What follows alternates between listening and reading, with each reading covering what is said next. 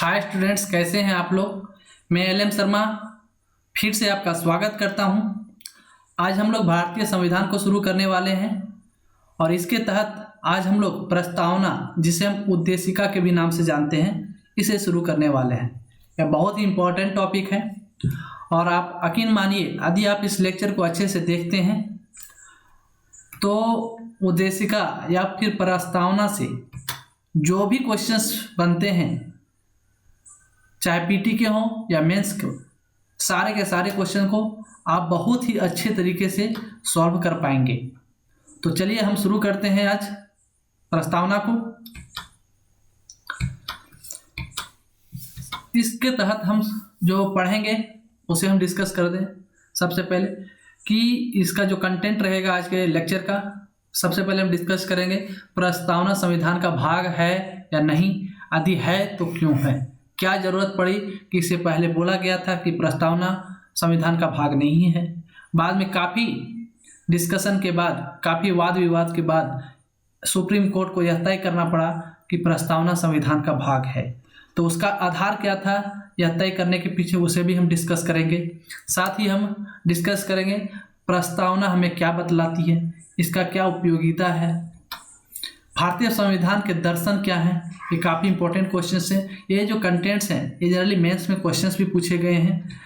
साथ ही भारतीय संविधान में निहित आदर्श क्या क्या हैं, इसे हम देखेंगे कि फिलॉसफी क्या है, आइडियल्स क्या हैं, ये सारे चीज़ को डिस्कस करेंगे। साथ ही साथ प्रभुत्व संपन्न, समाजवादी, पंथ निरपेक्ष, लोकतांत्रिक गणराज्य के क्या तात्पर्य है, इसी क्वेश्चंस को देखिए यूपीएससी में बहुत अच्छे से पूछा गया था और बहुत सारे जो स्टूडेंट्स हैं कंफ्यूज हो गए थे ये देखकर।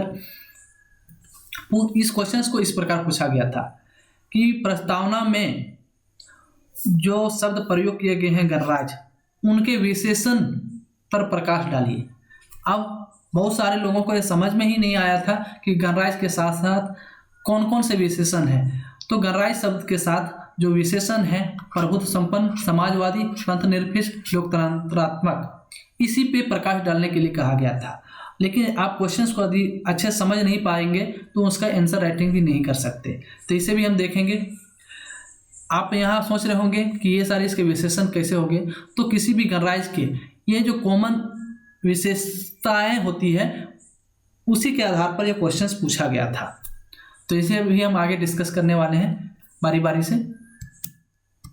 तो भारतीय प्रस्तावना के अंतर्गत में जो है सबसे पहले हम क्या देखेंगे, प्रस्तावना जो है संविधान के परिचय अथवा भूमिका को कहते हैं और इसे पंडित जवाहरलाल नेहरू ने संविधान सभा में पेश किया था। संविधान सभा में प्रस्तावना को पेश करने वाले व्यक्ति जो थे सर्वप्रथम पंडित जवाहरलाल नेहरू थे। उसके बाद क्या है कि हमारे जो संविधान सभा के संवैधानिक सलाहकार जो थे बी.एन. राव, इन्होंने उस प्रस्ताव के आधार पर प्रस्तावना का प्रारूप तैयार किया था। पेश किसने किया था? पंडित जवाहरलाल नेहरू ने। लेकिन इस प्रस्तावना का जो प्रारूप तैयार किया था वो किसने किया था? बी.एन. राव ने, और इसी के आधार पर पेश किया गया था। ठीक है। और संविधान सभा द्वारा इसे 22 जनवरी 1947 को स्वीकृत किया गया। प्रस्तावना को जो है हमारे संविधान का जो अंग बनाया गया वो 22 जनवरी 1947 ईस्वी को बनाया गया। संविधान की प्रस्तावना को लेकर विभिन्न राजनीतिक, वैज्ञानिक तथा विधि विशेषज्ञों का अलग अलग मत है। ठीक है। कोई इसे संविधान की आत्मा कहता है। संविधान के बारे में अलग अलग जो दार्शनिक लोग हैं, विधिवेता लोग हैं, उनका अलग अलग मत है। कोई इसे संविधान की आत्मा कह के पुकारता है, कोई इसे संविधान की कुंजी कहता है, कोई इसे पहचान पत्र, या फिर कोई इसे संविधान की जन्म कुंडली कहता है। ठीक है। यहाँ से भी क्वेश्चंस बनते हैं, डायरेक्ट क्वेश्चन कि किसने कहा है संविधान प्रस्तावना संविधान की आत्मा है, या फिर क्वेश्चंस पूछा गया है किसने कहा है कि प्रस्तावना जो है संविधान का पहचान पत्र है। तो इनसे क्वेश्चंस पूछे गए हैं, इसके बारे में हम डिस्कस करेंगे। जबकि उच्चतम न्यायालय ने प्रस्तावना जो है संविधान निर्माताओं के मनः मस्तिष्क को समझने की एक कुंजी कहा है। तो देखिए, जब आप आंसर राइटिंग करते हैं तो इस बात को ध्यान रखें, भले कई लोग उनका मत प्रकट कर लिए हों, लेकिन यदि उस विषय पे यदि उच्चतम न्यायालय का, सुप्रीम कोर्ट का कोई वर्डिक्ट आ जाता है या कोई विचार आ जाता है तो हम हमेशा उच्चतम न्यायालय के कोटेशन को, उनके प्रस्ताव को, उनके विचार को ज़्यादा महत्व देंगे। तो इस पॉइंट को आप ज़्यादा ध्यान में रखेंगे कि उच्चतम न्यायालय ने प्रस्तावना को संविधान निर्माताओं के मन मस्तिष्क को समझने की एक कुंजी बताया है। इसे आप ध्यान में रखेंगे, यह बहुत ही इम्पोर्टेंट है, इसे आप ध्यान में रखेंगे। उसके बाद जो एक विधिवेता है डी बसु, इनका कहना है कि भारतीय संविधान की प्रस्तावना में जो वर्णित आदर्श व अभिलाषा है, आदर्श व अभिलाषा भारतीय स्वतंत्रता संग्राम के उद्देश्यों की तरफ इशारा करता है। आप खुद समझिए, जो भारतीय स्वतंत्रता संग्राम हुआ था 1857 में, उस समय नागरिकों की क्या इच्छा थी कि इक्वलिटी हो, सोशल जस्टिस हो, आर्थिक न्याय हो, ये सारे, समता का भाव हो, समाजवादी का जो प्रारूप है हमारा देश में वो स्पष्ट हो, ये सारी भावनाएं थे, ये सारी आकांक्षाएं थे। तो उसी के आधार पर डी बसु साहब ने कहा है कि भारतीय संविधान की जो प्रस्तावना में वर्णित आदर्श व अभिलाषा है वो भारतीय स्वतंत्रता संग्राम के उद्देश्यों की तरफ इशारा करते हैं। इसलिए डी बसु साहब ने इसे आम भारतीयों के आकांक्षाओं का दर्पण कहा है। ठीक है, तो डी बसु का क्या वर्डिक्ट है कि प्रस्तावना में वर्णित आदर्श व अभिलाषा भारतीय स्वतंत्रता संग्राम के उद्देश्यों की तरफ इशारा करते हैं, इसलिए इसे आम भारतीयों के आकांक्षाओं का दर्पण कहा गया है। अर्थात प्रस्तावना में हम जो आम भारतीयों की आकांक्षाएं थी, इच्छाएं थी, अभिलाषाएं थे, वो स्पष्ट रूप से हम प्रस्तावना में देख सकते हैं। ठीक है, जैसा कि प्रस्तावना में हमारा जो है स्वतंत्रता की बात किया गया है, समता की बात किया गया है, न्याय की बात की गई है, राष्ट्रीय एकता और अखंडता की बात की गई, यही सारे तो अभिलाषा थी। 1857 के बाद से जो भी हमारे क्रांति हुई इसी बात को लेकर हुई, ताकि हमारा अपना संविधान हो सके। उसी प्रकार कई विद्वानों के अनुसार निष्कर्ष या संक्षेपण करार दिया गया है। अर्थात निष्कर्ष या संक्षेपण का मतलब हुआ कि हमारा जो संविधान है उसका सार हम प्रस्तावना में देख सकते हैं। जैसे कोई हम बुक खरीदने के लिए मार्केट में जाते हैं तो उस समय हमें पूरा बुक पढ़ने का समय नहीं होता है, उसका हम जो स्टार्टिंग के 1-2 पेज होते हैं उसे हम पढ़ लेते हैं, उसी के आधार पर हम बता सकते हैं बुक में क्या क्या है, उसका संक्षेपण क्या है। ठीक है, उसी प्रकार पूरे संविधान को विदेशी विधिवेता हो, कानून का जानकार हो और हमारे संविधान को समझने की कोशिश करे तो वो सिर्फ प्रस्तावना को, हमारे प्रियम्बल को देख के बता सकता है कि हमारे संविधान की रूपरेखा क्या है, इसकी आकांक्षाएं क्या है, इसका दर्शन क्या है और हमारा समाज किस प्रकार से है, लोकतांत्रिक है या अलोकतांत्रिक है, सारे चीज़ की जो है संक्षेप में चर्चा हमारे प्रस्तावना में कर दिया गया है। इसलिए कई विद्वानों के अनुसार इसे निष्कर्ष या फिर संक्षेपण करार दिया गया है।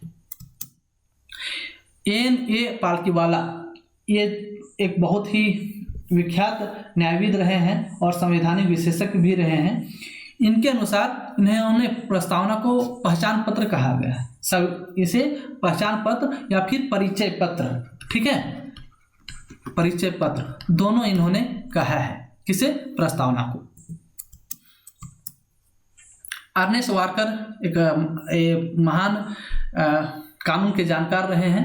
इन्होंने प्रस्तावना को संविधान की कुंजी, की ऑफ कॉन्स्टिट्यूशन कहा है, राइट।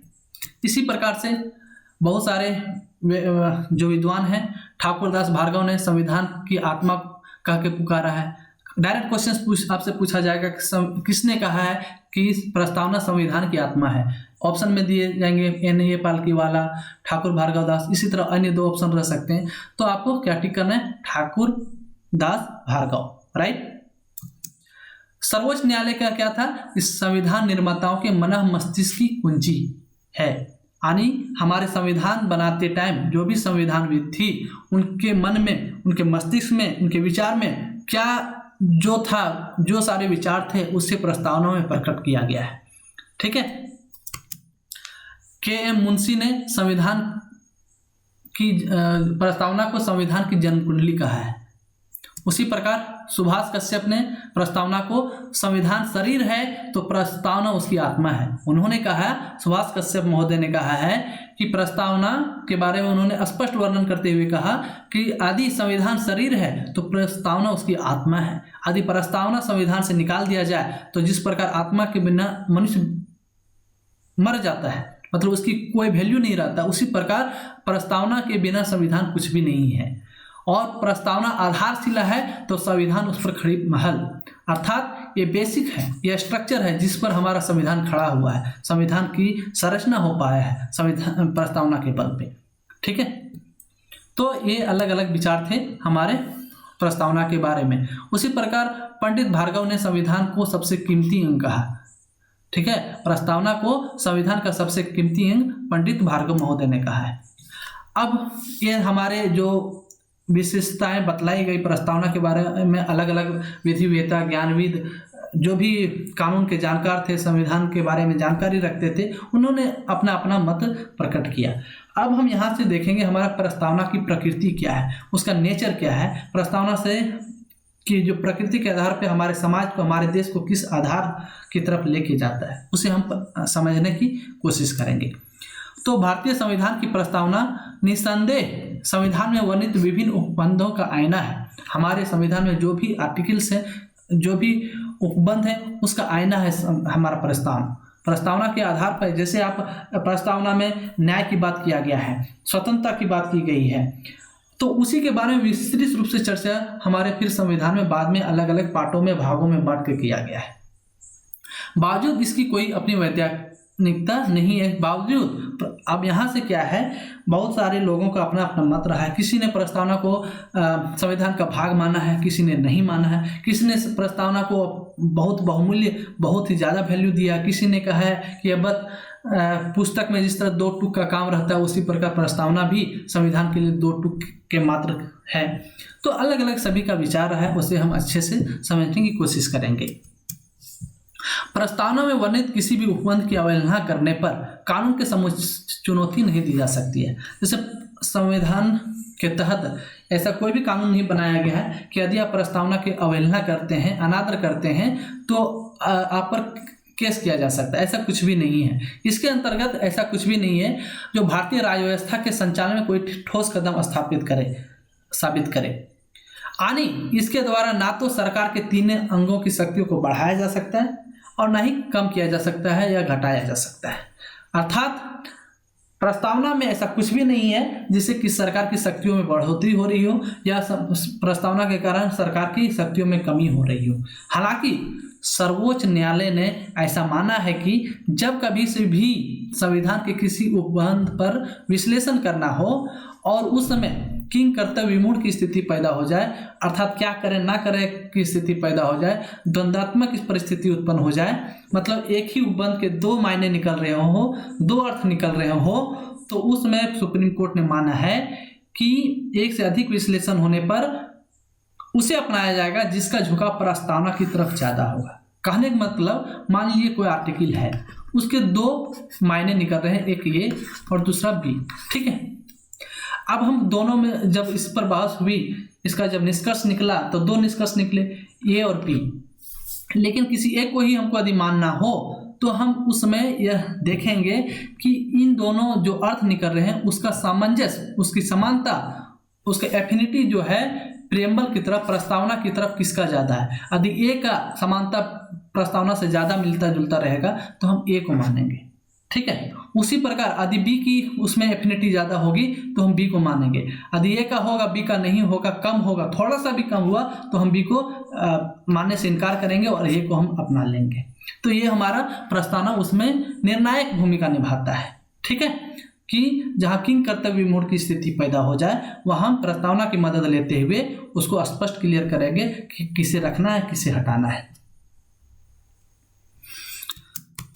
इसी प्रकार भारतीय संविधान का यह अंश अमेरिका प्रस्तावना के बारे में बताया गया है कि यह जो अंश है प्रस्तावना, यह अमेरिका संविधान से अनुग्रहित किया गया है। इसे आप ध्यान में रखेंगे, क्वेश्चन पूछा गया है कि भारतीय संविधान की जो प्रकृति है इसे कहाँ से अपनाया गया है, तो अमेरिका के संविधान से। ठीक है, परंतु इनकी जो लिखने की तरीके हैं, इसकी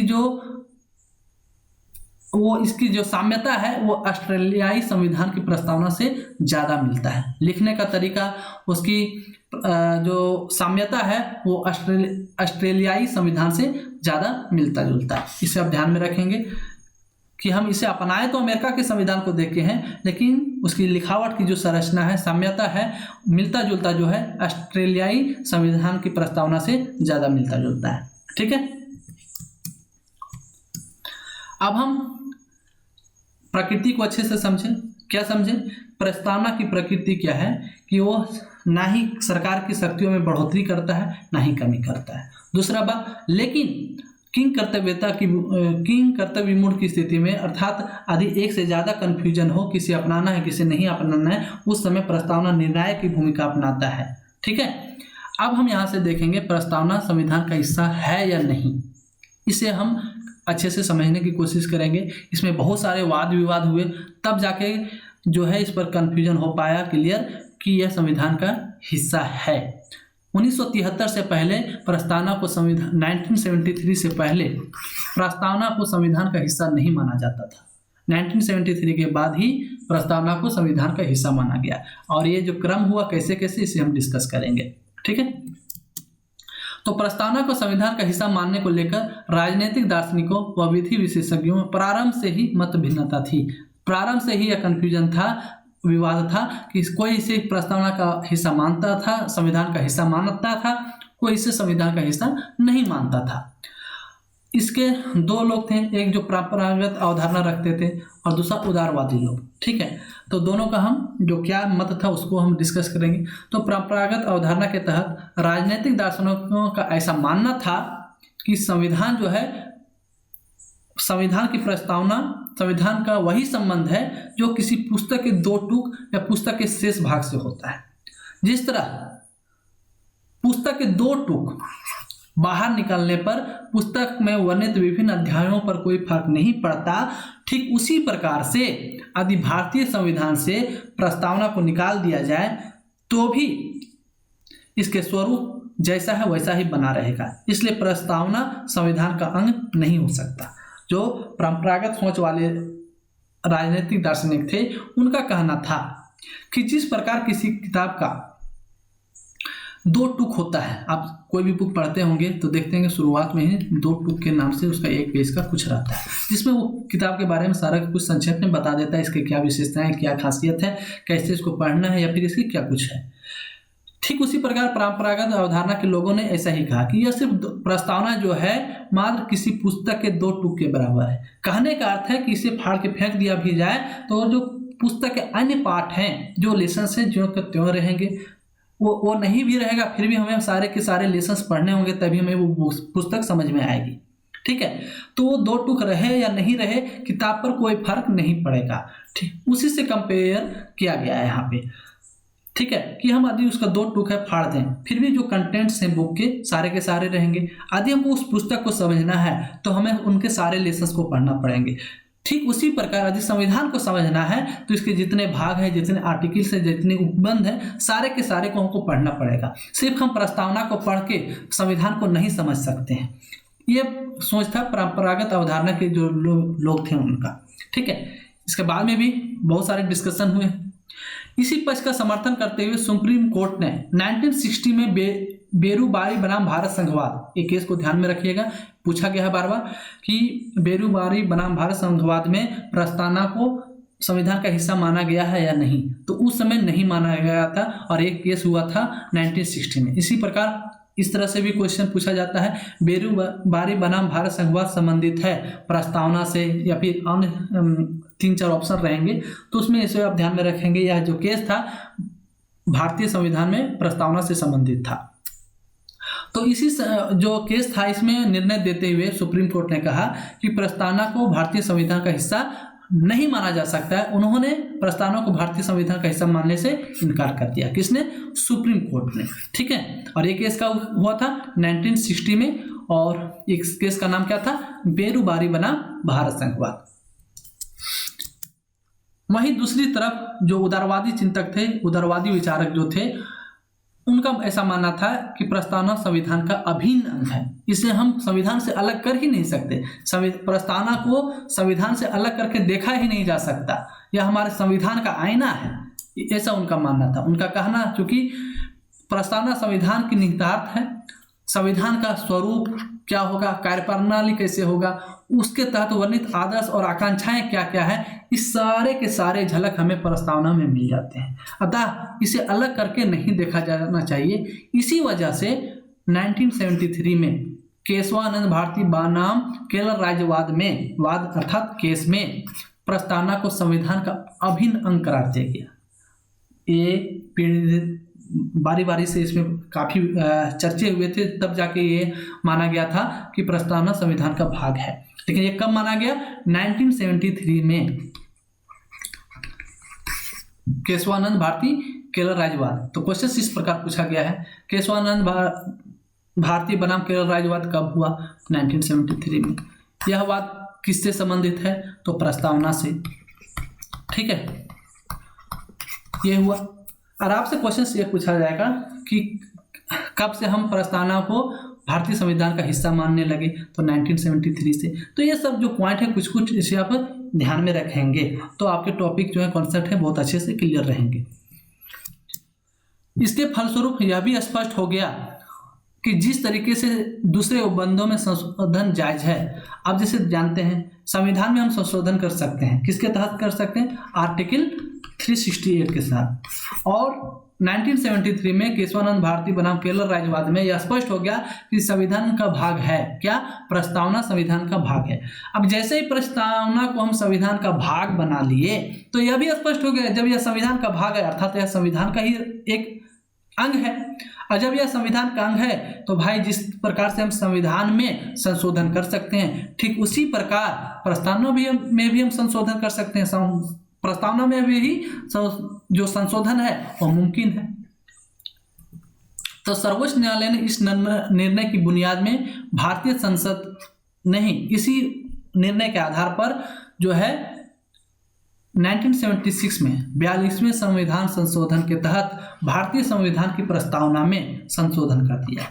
अब यहाँ आपसे क्वेश्चन इस प्रकार भी पूछा जा सकता है कि 1973 से पहले प्रस्तावना में संशोधन क्यों नहीं किया जा सका? तो इसका स्पष्ट आंसर आप क्या देंगे कि 1973 से पहले प्रस्तावना को संविधान का भाग नहीं माना जाता था, और जब संविधान का भाग नहीं माना जाता था तो उसमें हम संशोधन नहीं कर सकते थे। लेकिन 1973 में सुप्रीम कोर्ट ने यह क्लियर कर दिया कि प्रस्तावना संविधान का भाग है, और जैसे ही यह संविधान का भाग घोषित हुआ आर्टिकल 368 के तहत इसमें हम संशोधन कर सकते हैं। ठीक है, तो इसी को आधार मानते हुए 1976 में 42वें संविधान संशोधन के तहत भारतीय संविधान की प्रस्तावना में समाजवाद, पंथनिरपेक्षता और अखंडता जैसे जो शब्द थे उसे जोड़ा गया। ये क्वेश्चंस बार बार पूछे जाते हैं कि समाजवादी, पंथनिरपेक्ष और अखंडता शब्द कब जोड़ा गया? तो ध्यान में क्या रखेंगे? 1976 में 42वें संशोधन में। ठीक है, और एक क्रम भी याद में रखेंगे। क्वेश्चंस में ये भी पूछा गया इनका क्रम, आपको पंथनिरपेक्षता आगे कर दिया जाएगा, अखंडता, फिर ये क्रम भी ध्यान में रखेंगे। समाजवादी, पंथनिरपेक्षता और अखंडता, एक क्रम इस प्रकार से है और इसी प्रकार से जुड़ा गया है। दूसरे पारा में जो है आपका जो प्रस्तावना, उसके दूसरे पारा में समाजवाद और पंथनिरपेक्षता सब जोड़ा गया है, और छठे में अखंडता को जोड़ा गया था। ठीक है, इसके बारे में भी हम आगे चर्चा करने वाले हैं। उसके बाद क्या है, वर्ष 1994 में ASR बोम्मई बनाम भारत संघवाद में यह साफ कर दिया गया कि इसमें संशोधन तभी मुमकिन है जब संविधान के आधारभूत ढांचे के साथ कोई परिवर्तन नहीं होता है। अब देखिए, कहने का अर्थ है इसमें संशोधन कर सकते हैं, लेकिन हम इसको प्रस्तावना को हम इससे आधार स्तंभ मानते हैं, आधारभूत संरचना मानते हैं संविधान का। तो बहुत सारे लोगों में यह विचार हो गया कि इसे जब संशोधन कर सकते हैं, सरकार बहुमत में आएगी तो किसी भी प्रकार से इसको संशोधित किया जा सकता है। तो इस पर भी चर्चा हुई, केस हुए, वाद विवाद हुआ। बाद में इसमें सुप्रीम कोर्ट ने वर्डिक्ट दिया, जो उस केस का नाम था ASR बोम्मई बनाम भारत संघवाद। जो कब हुआ था 1994 में। इन्होंने कहा कि इसमें संशोधन तो हम कर सकते हैं, लेकिन इसकी जो बेसिक स्ट्रक्चर है अर्थात आधारभूत ढांचे के साथ कोई भी छेड़छाड़ नहीं कर सकते, किसी भी प्रकार का परिवर्तन नहीं कर सकते हैं। इसमें हम संशोधन इस प्रकार से करेंगे कि इसका जो बेसिक स्ट्रक्चर है अर्थात न्याय, स्वतंत्रता, समता, अखंडता आदि का जो भाव है उस पर किसी भी प्रकार का फर्क या असर नहीं पड़ना चाहिए। संशोधन हम इस प्रकार से करेंगे कि ये जो हमारे आदर्श हैं, हमारी जो आकांक्षाएं हैं उस पर भी किसी भी प्रकार का असर नहीं, छेड़छाड़ नहीं हो सके। ठीक है। अब प्रस्तावना के निर्वाचन एवं संशोधन से जुड़े विभिन्न जो केस हुए थे इसे हम चर्चा करेंगे। ये बहुत कम ही आपको देखने को मिलेंगे कहीं पे, इसलिए इस लेक्चर को ध्यान से देखें, समझें और आप खुद अनुभव कर पाएंगे कि यह लेक्चर आपके लिए कितने इंपॉर्टेंट होने वाला है। ठीक है। जो पहला केस था ये था बेरुबारी संघ गोलकनाथ, जो केस थे इसमें इंपॉर्टेंट, उसको आप ध्यान में रखेंगे। बेरुबारी संघ, उसके बाद गोलकनाथ, केशवानंद भारती, रघुनाथ राव आदि के जो वाद विवाद थे, केसेस थे सुप्रीम कोर्ट में, अन्य न्यायालय में, उसको हम डिस्कस करने वाले हैं इसमें।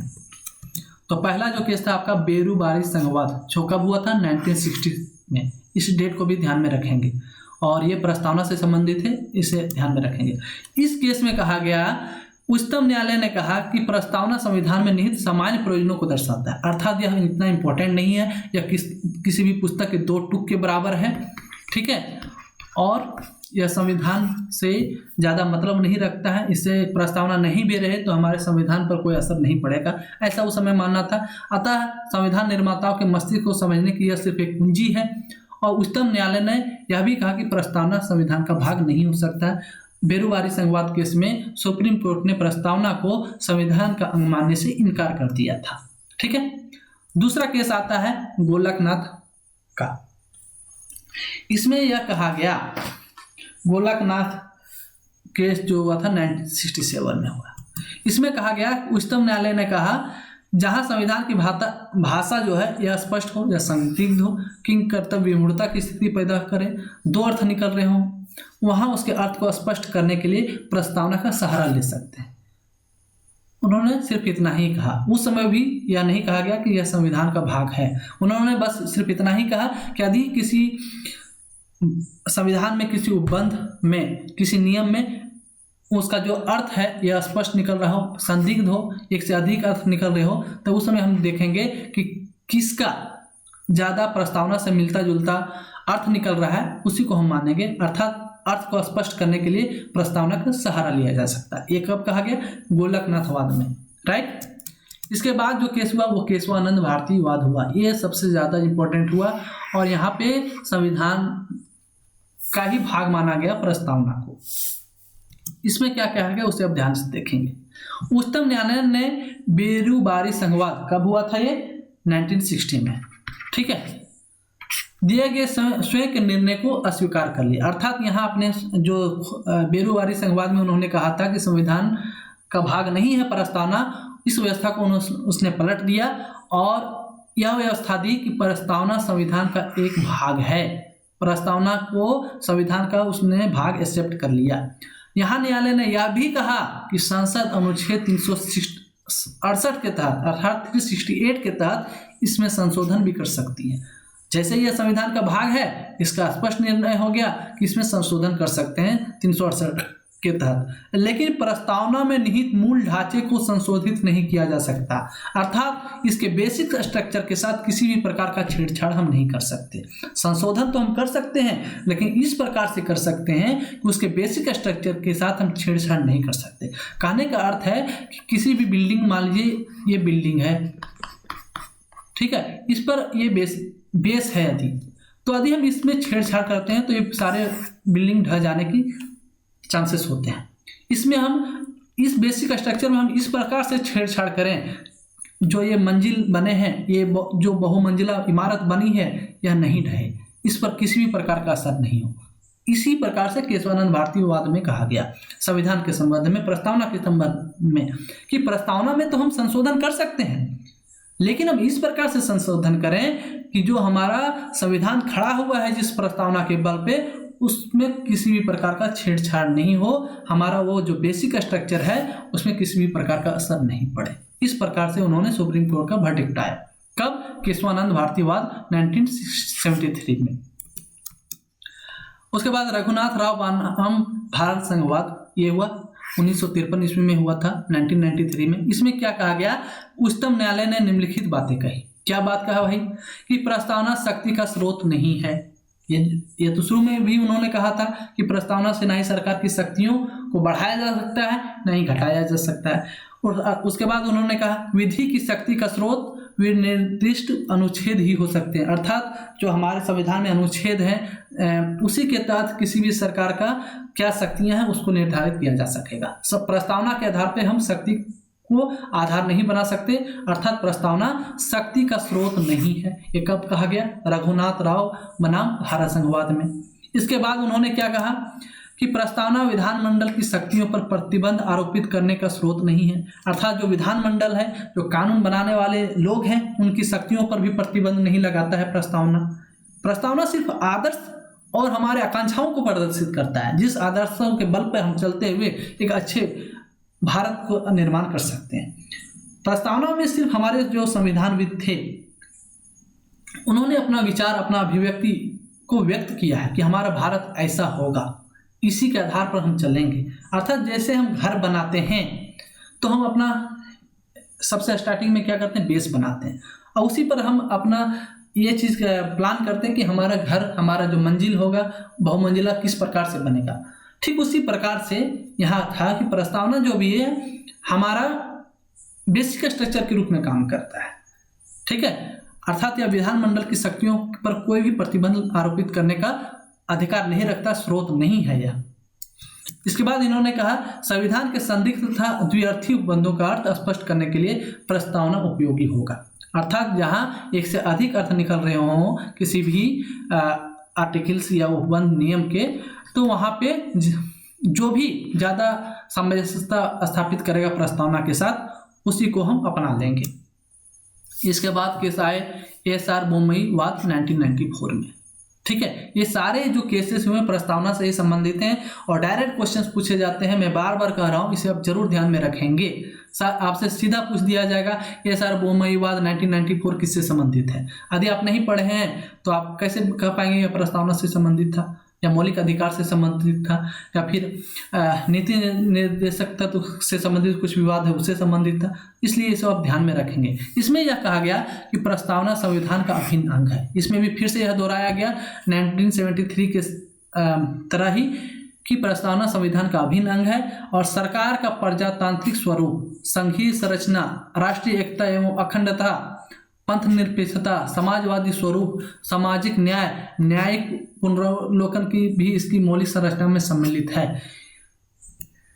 एसआर बोम्मई वाद में कहा गया, जैसे इसमें हम पहले क्या मानते थे कि इसके बेसिक स्ट्रक्चर के साथ छेड़छाड़ नहीं किया जा सकता, तो इसमें यह क्लियर किया गया कि भाई बेसिक स्ट्रक्चर क्या क्या है उसे तो आप पहले बता दीजिए, तभी तो हम मानेंगे कि इसके साथ छेड़छाड़ नहीं करना। जब हमको मालूम ही नहीं रहेगा कि किसी भी घर का बेस क्या है, सिर्फ आप बेस चिल्लाएंगे कि बेस के साथ छेड़छाड़ मत करो, तो आप कैसे समझेंगे। आदि आपको स्पष्ट क्लियर कर दिया जाए कि यह इसका बेस है, इससे छेड़छाड़ नहीं किया जाएगा। तो यही चीज़ किया गया था एसआर बोम्मई वाद में। उसमें यह क्लियर कर दिया गया कि हमारा जो बेस है, बेसिक स्ट्रक्चर, वो क्या है, तो सरकार का प्रजातांत्रिक स्वरूप, ठीक है, ये बेसिक स्ट्रक्चर के अंतर्गत आएंगे। उसी प्रकार संघीय संरचना बेसिक स्ट्रक्चर के अंतर्गत में आएंगे। राष्ट्रीय एकता एवं अखंडता, पंथ निरपेक्षता, समाजवादी स्वरूप, सामाजिक न्याय, न्यायिक पुनरावलोकन की जो शक्ति है, ये सारे हमारे बेसिक स्ट्रक्चर के अंतर्गत में आते हैं, मौलिक संरचना के अंतर्गत में आते हैं और इसमें हम छेड़छाड़ नहीं कर सकते। तो उसमें बेसिक स्ट्रक्चर को विस्तारित रूप दिया गया। किस केस में, एसआर बोम्मई वाद 1994 में। उसके बाद LIC ऑफ इंडिया वाद आया 1995 में। उसमें क्या कहा उन्होंने, उच्चतम न्यायालय ने पुनः व्यवस्था दी कि प्रस्तावना संविधान का आंतरिक हिस्सा है। प्रस्तावना संविधान का ही भाग है और इसमें हम संशोधन कर सकते हैं। 1973 के तहत ही जिस प्रकार जो आया था वर्डिक्ट, उसी के अनुसार ये भी वर्डिक्ट है और इसको हम संशोधन कर सकते हैं आर्टिकल 368 के तहत, ठीक है। तो ये सारे वाद विवाद थे प्रस्तावना से संबंधित। कौन कौन, इसे आप ध्यान में रखेंगे। कौन कौन, बेरोवारी संघवाद जो 1960 में हुआ, और उसके बाद गोलकनाथ वाद 1967 में हुआ, केशवानंद भारतीवाद जो 1973 में हुआ, उसी प्रकार रघुनाथ राव बनाम भारत संघवाद 1993 में हुआ, एक बार एस.आर. बोम्मई वाद 1994 में हुआ, LIC ऑफ इंडिया वाद 1995 में हुआ। ये सारे जो केसेस हुए हैं, वाद विवाद हुए, सारे प्रस्तावना से संबंधित हैं। ठीक है, इससे हम विस्तृत से चर्चा किए। आई होप आपको बहुत अच्छे से ये समझ में आया होगा। अब हम आगे बढ़ते हैं, इसका निष्कर्ष क्या होगा उसके बारे में, कि भाई हम चर्चा तो कर लिए, तो निष्कर्ष क्या निकला? तो निष्कर्ष ये निकला कि केशवानंद भारतीवाद 1973 में प्रस्तावना को संविधान का भाग स्वीकार कर लिया गया। ठीक है, इसके पहले हम यह नहीं मानते थे कि प्रस्तावना संविधान का भाग है। उसके बाद बोम्मई निर्णय 1994 में केशवानंद भारती निर्णय को दोहराया गया, जबकि बेरुवारी 1960 का जो वाद था, इसमें सर्वोच्च न्यायालय ने प्रस्तावना को संविधान का अंग मानने से इनकार कर दिया था।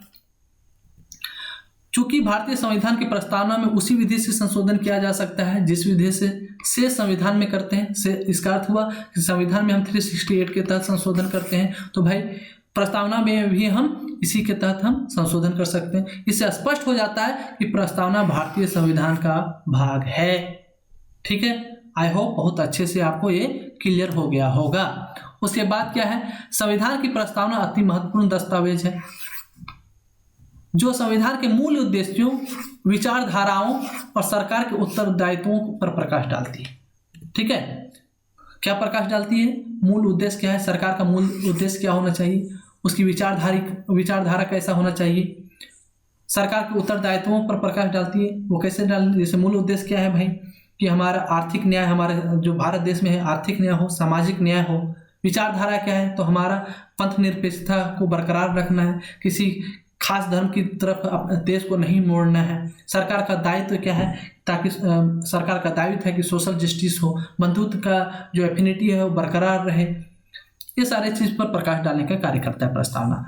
जब संविधान की किसी धारा का मंतव्य विवादग्रस्त या स्पष्ट हो जाता है, तब न्यायालय उसकी व्याख्या करते समय प्रस्तावना का सहारा लेता है। ठीक है, तो ये निष्कर्ष निकला इन सारे केसेस का। उसके बाद हम डिस्कस करेंगे कि 1976 में 42वें संविधान संशोधन के तहत जो प्रस्तावना लाया गया, उद्देशिका लाया गया, वो किस प्रकार से था। तो उसमें इस प्रकार से था, हम भारत के लोग भारत को एक संपूर्ण प्रभुत्व संपन्न समाजवादी पंथ निरपेक्ष लोकतंत्रात्मक गणराज्य बनाने के लिए तथा उसके समस्त नागरिकों को सामाजिक, आर्थिक और राजनीतिक न्याय, देखिए न्याय कितने प्रकार से हुआ, ये चीज आप इस क्रम को आप ध्यान में रखेंगे।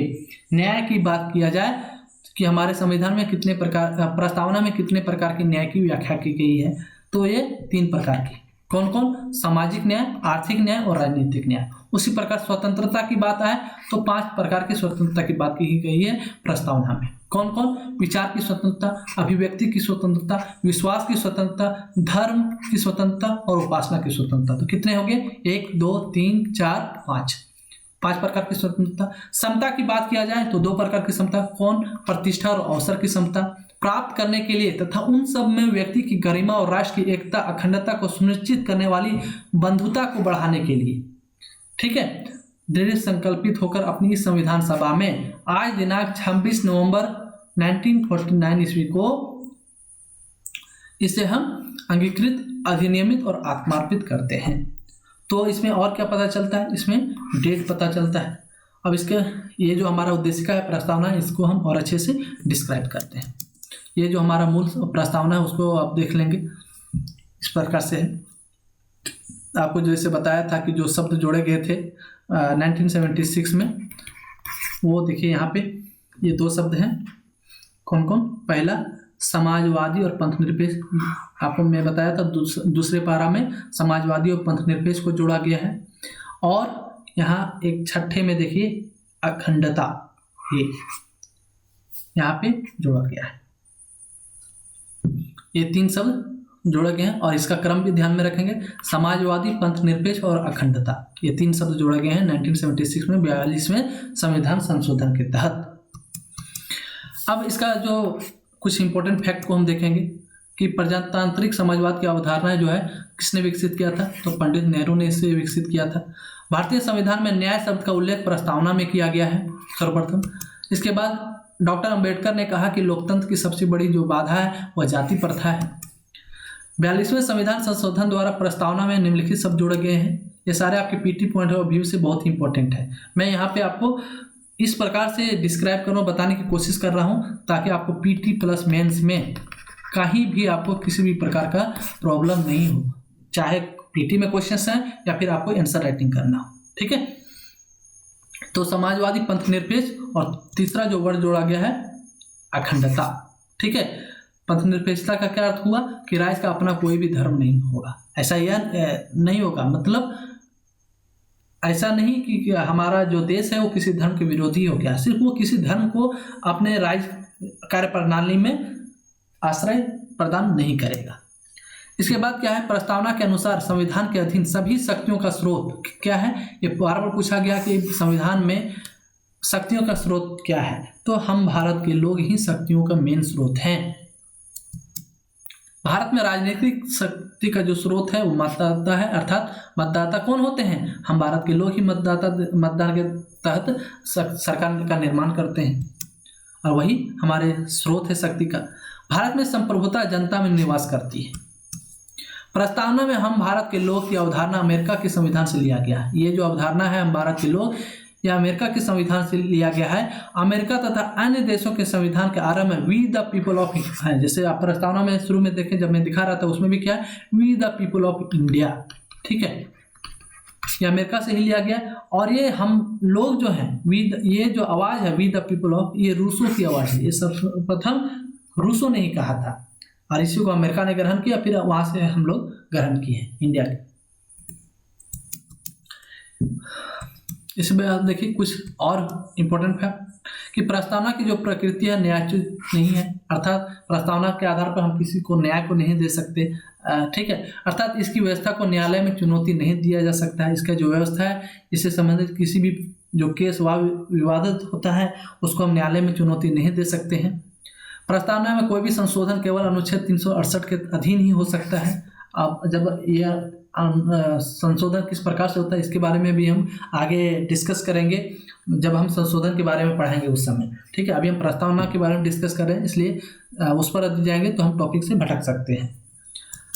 उसके बाद यह कहा गया कि अब तक प्रस्तावना को केवल जो है एक बार, ये भी पूछा गया कि प्रस्तावना में अभी तक कितने बार संशोधन हुए हैं, तो ये भी ध्यान में रखेंगे सिर्फ एक बार अभी तक संशोधन हुआ है। कब? 42वें संविधान संशोधन अधिनियम 1976 द्वारा। और ये संशोधन कब हुआ था? ये डेट जो हुआ 3/1/1977 को, 3 जनवरी 1977 को यह ऐड किया गया था।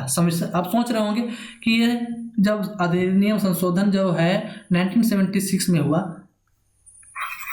तो ये डेट 77 में कैसे आ गया? संशोधन हुआ लेकिन जोड़ा तो गया बाद में ना, 3/1/1977 को इसे संशोधित करके जोड़ा गया था। और पहले पैरा में 2 शब्द जो है समाजवादी और पंथ निरपेक्ष, एवं छठे पैरा में आपको अखंडता शब्द सम्मिलित किया गया है। ठीक है, इसे आप ध्यान में रखेंगे। अब संविधान की प्रस्तावना जो मूल तत्व है उसके बारे में बारी बारी से हम डिस्कस करेंगे। मूल तत्व जैसे न्याय क्या है, समता क्या है, गणराज्य वगैरह की क्या व्याख्या है, इसके बारे में हम डिस्कस करेंगे। संविधान की प्रस्तावना में निहित मूल तत्व जो है, इसमें 4 मूल तत्व हैं मेन। पहला क्या? संविधान की शक्ति के स्रोत। तो प्रस्तावना में उल्लेख है कि संविधान भारत के लोगों से शक्ति अधिग्रहित करता है, अर्थात हमारे जो मेन सोर्स ऑफ है शक्ति का वो कौन है? भारत के लोग हैं। ठीक है, तो संविधान की शक्ति के स्रोत कौन है? हम भारत के लोग। उसके बाद इसकी प्रकृति कैसा होगा? तो प्रस्तावना में उल्लेख है कि भारत एक संप्रभु राष्ट्र होगा, समाजवादी, धर्मनिरपेक्ष, लोकतांत्रिक और गणतांत्रिक राज व्यवस्था वाला देश है। तो अब इसकी प्रकृति के बारे में पूछे कि प्रस्तावना में किस प्रकार की प्रकृति को दर्शाया गया है, मेंस ऑफ पॉइंट से ये पॉइंट बहुत इंपॉर्टेंट है, तो आप डायरेक्ट डिस्कस करेंगे। हमारा जो राष्ट्र की प्रकृति है, हमारे प्रस्तावना की जो प्रकृति है वो कैसा है? संप्रभु, समाजवादी, पंथ निरपेक्ष। देखिए आप यहाँ आपको इस पे कंफ्यूज नहीं होना है कि धर्मनिरपेक्ष और पंथ निरपेक्ष में किसको हम मानेंगे, तो इसके बारे में हमें आगे डिस्कस करेंगे। ठीक है, एक्चुअली हमारा प्रस्तावना में पंथ निरपेक्ष है, लेकिन आप जब लक्ष्मीकांत की बुक देखेंगे तो उसमें आपको धर्मनिरपेक्ष मिलेगा, तो इस पर आप डिस्कस नहीं करेंगे, इसको हम आगे डिस्कस करने वाले हैं, आप कंफ्यूज नहीं होंगे इसमें। ठीक है, तो भारत एक संप्रभु, समाजवादी, धर्मनिरपेक्ष की जगह पंथ निरपेक्ष मानेंगे, लोकतांत्रिक और गणतांत्रिक राज व्यवस्था वाला देश है। संविधान का उद्देश्य क्या है? तो इसका उद्देश्य जो है न्याय को प्राप्त करना, स्वतंत्रता को प्राप्त करना, समता का भाव पैदा करना, बंधुता को बनाए रखना, ये सब हमारे संविधान के उद्देश्य हैं। और इसके लागू होने की जो तिथि है कब है? 26 जनवरी 1949। भारतीय संविधान का दर्शन संविधान की प्रस्तावना में परिलक्षित होता है। हमारा जो भारतीय संविधान के दर्शन है वो हमारे प्रस्तावना के माध्यम से परिलक्षित हो जाता है और इसे हम बारी बारी से डिस्कस करेंगे। संविधान की समस्त शक्तियों का जो स्रोत है वो भारत के लोग हैं। बार बार मैं बता रहा हूँ कि हमारे प्रस्तावना में, हमारे संविधान में स्पष्ट कर दिया गया है कि जो स्रोत होगा वो भारत के लोग ही होंगे। इसलिए देखिए यहाँ पे अब गौर से देखिएगा, हम भारत के लोग, यहाँ कोई विशेष सरकार नहीं यहाँ ये बात बोल रहा है। हम लोग ये प्रस्तावना लिखते समय प्रतिनिधियों के माध्यम से यह कहा गया, हम भारत के लोग, भारत को, ठीक है, इंग्लिश में we the people of India कहते हैं। वी मतलब हम लोग, सिर्फ एक आदमी की बात नहीं हो रहा है, ठीक है। तो हम भारत के लोग ही शक्ति के स्रोत हैं इसके, ठीक है। उसके अंगीकृत अधिनियमित तो आत्मार्पित करते हैं, यहाँ पे देखिए, ठीक है। और यहाँ अपना की बात किया गया है, मेरा की बात नहीं किया गया। मेरा मतलब सिर्फ एक आदमी की बात नहीं किया गया, अपना, अर्थात आप जानते हैं वी का आवर होता है, ठीक है। यहाँ सिर्फ एक व्यक्ति की नहीं बात किया गया, हम लोग मिल के बात कर रहे हैं, ठीक है। गौर करते हैं तो पाते हैं संविधान समस्त शक्तियों का स्रोत जो है भारत के लोग हैं, जो संविधान के वर्णित उपबंधों के आधार पर अपनी शक्तियों का उपभोग करते हैं।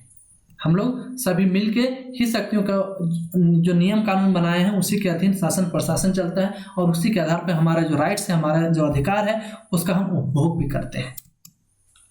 संविधान की प्रस्तावना के माध्यम से हमें यह ज्ञात होता है कि भारतीय संविधान भारत के लोगों द्वारा एक विशेष तिथि को, कौन सी तिथि को? 26 जनवरी 1949 को अधिनियमित किया गया, अर्थात यहीं से हमारा एक लिखित संविधान बना, स्वीकार किया गया, हम स्वयं के ऊपर लागू भी किया। यहाँ देखिए स्पष्ट किया गया है कि 26 जनवरी को एकता द्वारा इस संविधान को अंगीकृत मतलब अपनाते हैं, अधिनियमित और आत्मार्पित करते हैं। अधिनियमित मतलब उसको लागू करते हैं, ठीक है। यानी भारत के लोगों द्वारा ही भारत के संविधान का निर्माण हुआ, जिसका भारत के लोग द्वारा ही इसका अनुपालन किया जाएगा। यह स्पष्ट कर दिया गया हमारे संविधान में, हमारे उद्देशिका में।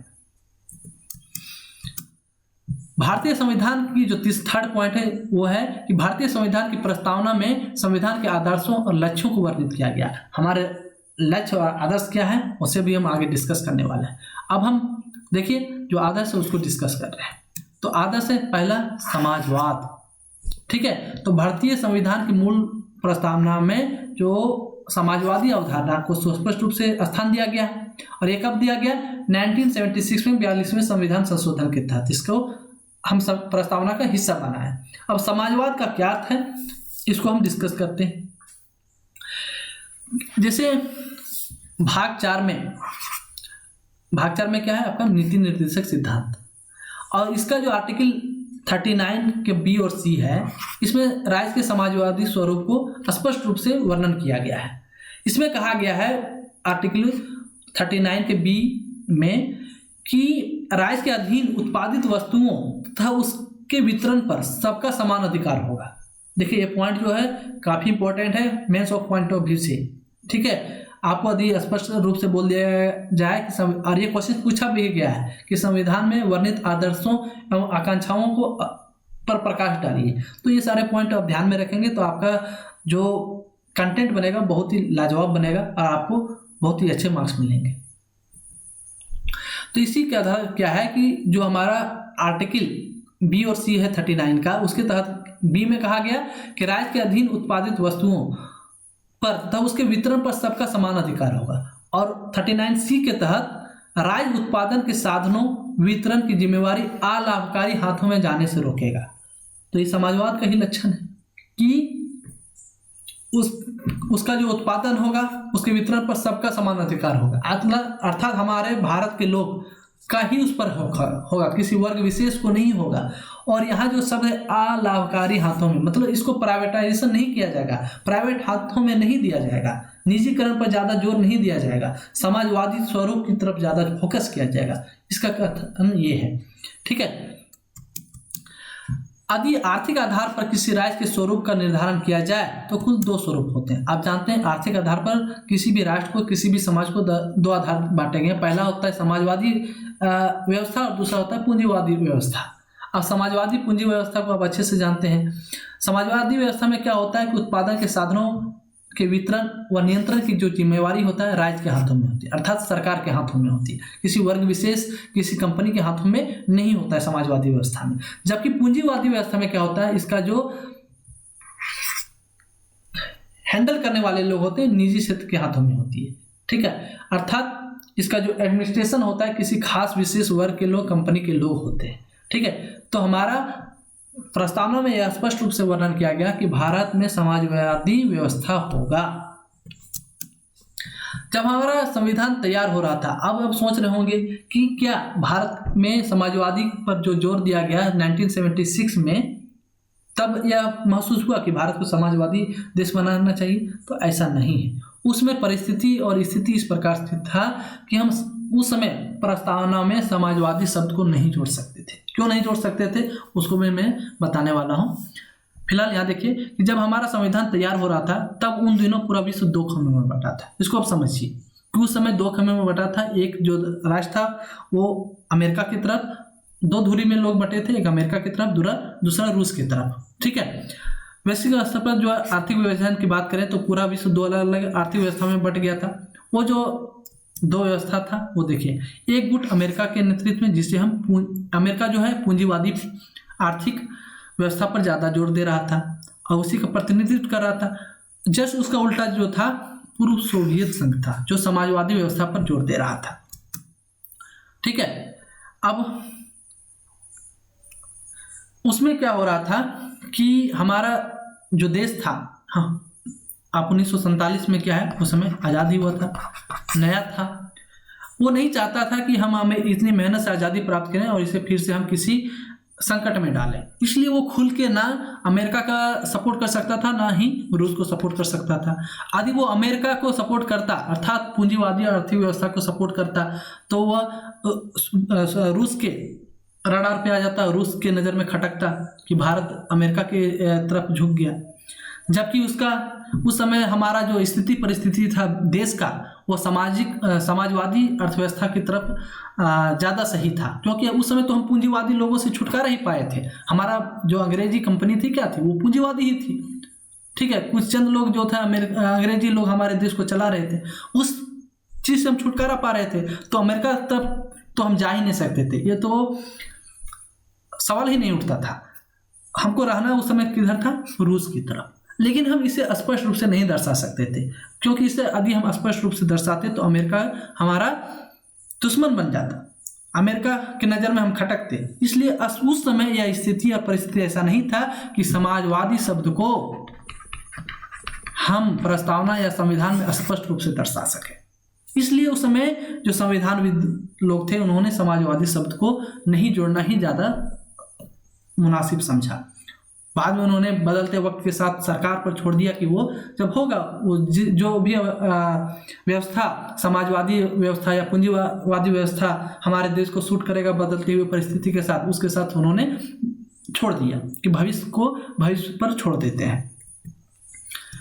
तो ये उस समय कारण थे समाजवादी शब्द को नहीं जोड़ने का। इससे अब समझने की कोशिश करें। दूसरा जो आदर्श है हमारे प्रस्तावना, वो संप्रभुता है। अब संप्रभुता को समझने की कोशिश कीजिए, संप्रभुता का क्या मतलब हुआ है, ठीक है। इसको समझाने से पहले मैं 3 पॉइंट को डिस्कस करना चाहूँगा कि राजनीतिक आधार पर राज्यों का जो वर्गीकरण किया, आर्थिक आधार पर किसमें किया गया था, पूंजीवादी और निजीवादी, अर्थात पूंजीवादी और समाजवादी, ठीक है। और यदि राजनीतिक आधार पर किसी भी देश को, किसी भी राष्ट्र को यदि बांटना हो तो इसे हम 3 आधार पर बांटते हैं। पहला कि वह राष्ट्र औपनिवेशिक है क्या, दूसरा अधिराज्य होगा, या फिर प्रभुता संपन्न राज्य है। ये 3 ही आधार होते हैं राजनीतिक आधार पर किसी भी राज्य को, किसी भी राष्ट्र को बांटने का। अब औपनिवेशिक इकाई क्या होता है, अधिराज्य क्या होता है, इसे हम देखेंगे। तो किसी भी औपनिवेशिक इकाई के पास स्वतंत्र निर्णय की क्षमता नहीं होती है। जो औपनिवेशिक शक्ति होती है, इसका अर्थ हुआ कि वह किसी भी प्रकार का निर्णय खुद नहीं ले सकता। साथ ही साथ उसकी शासन व्यवस्था विदेशी हुकूमत के हाथों में होती है।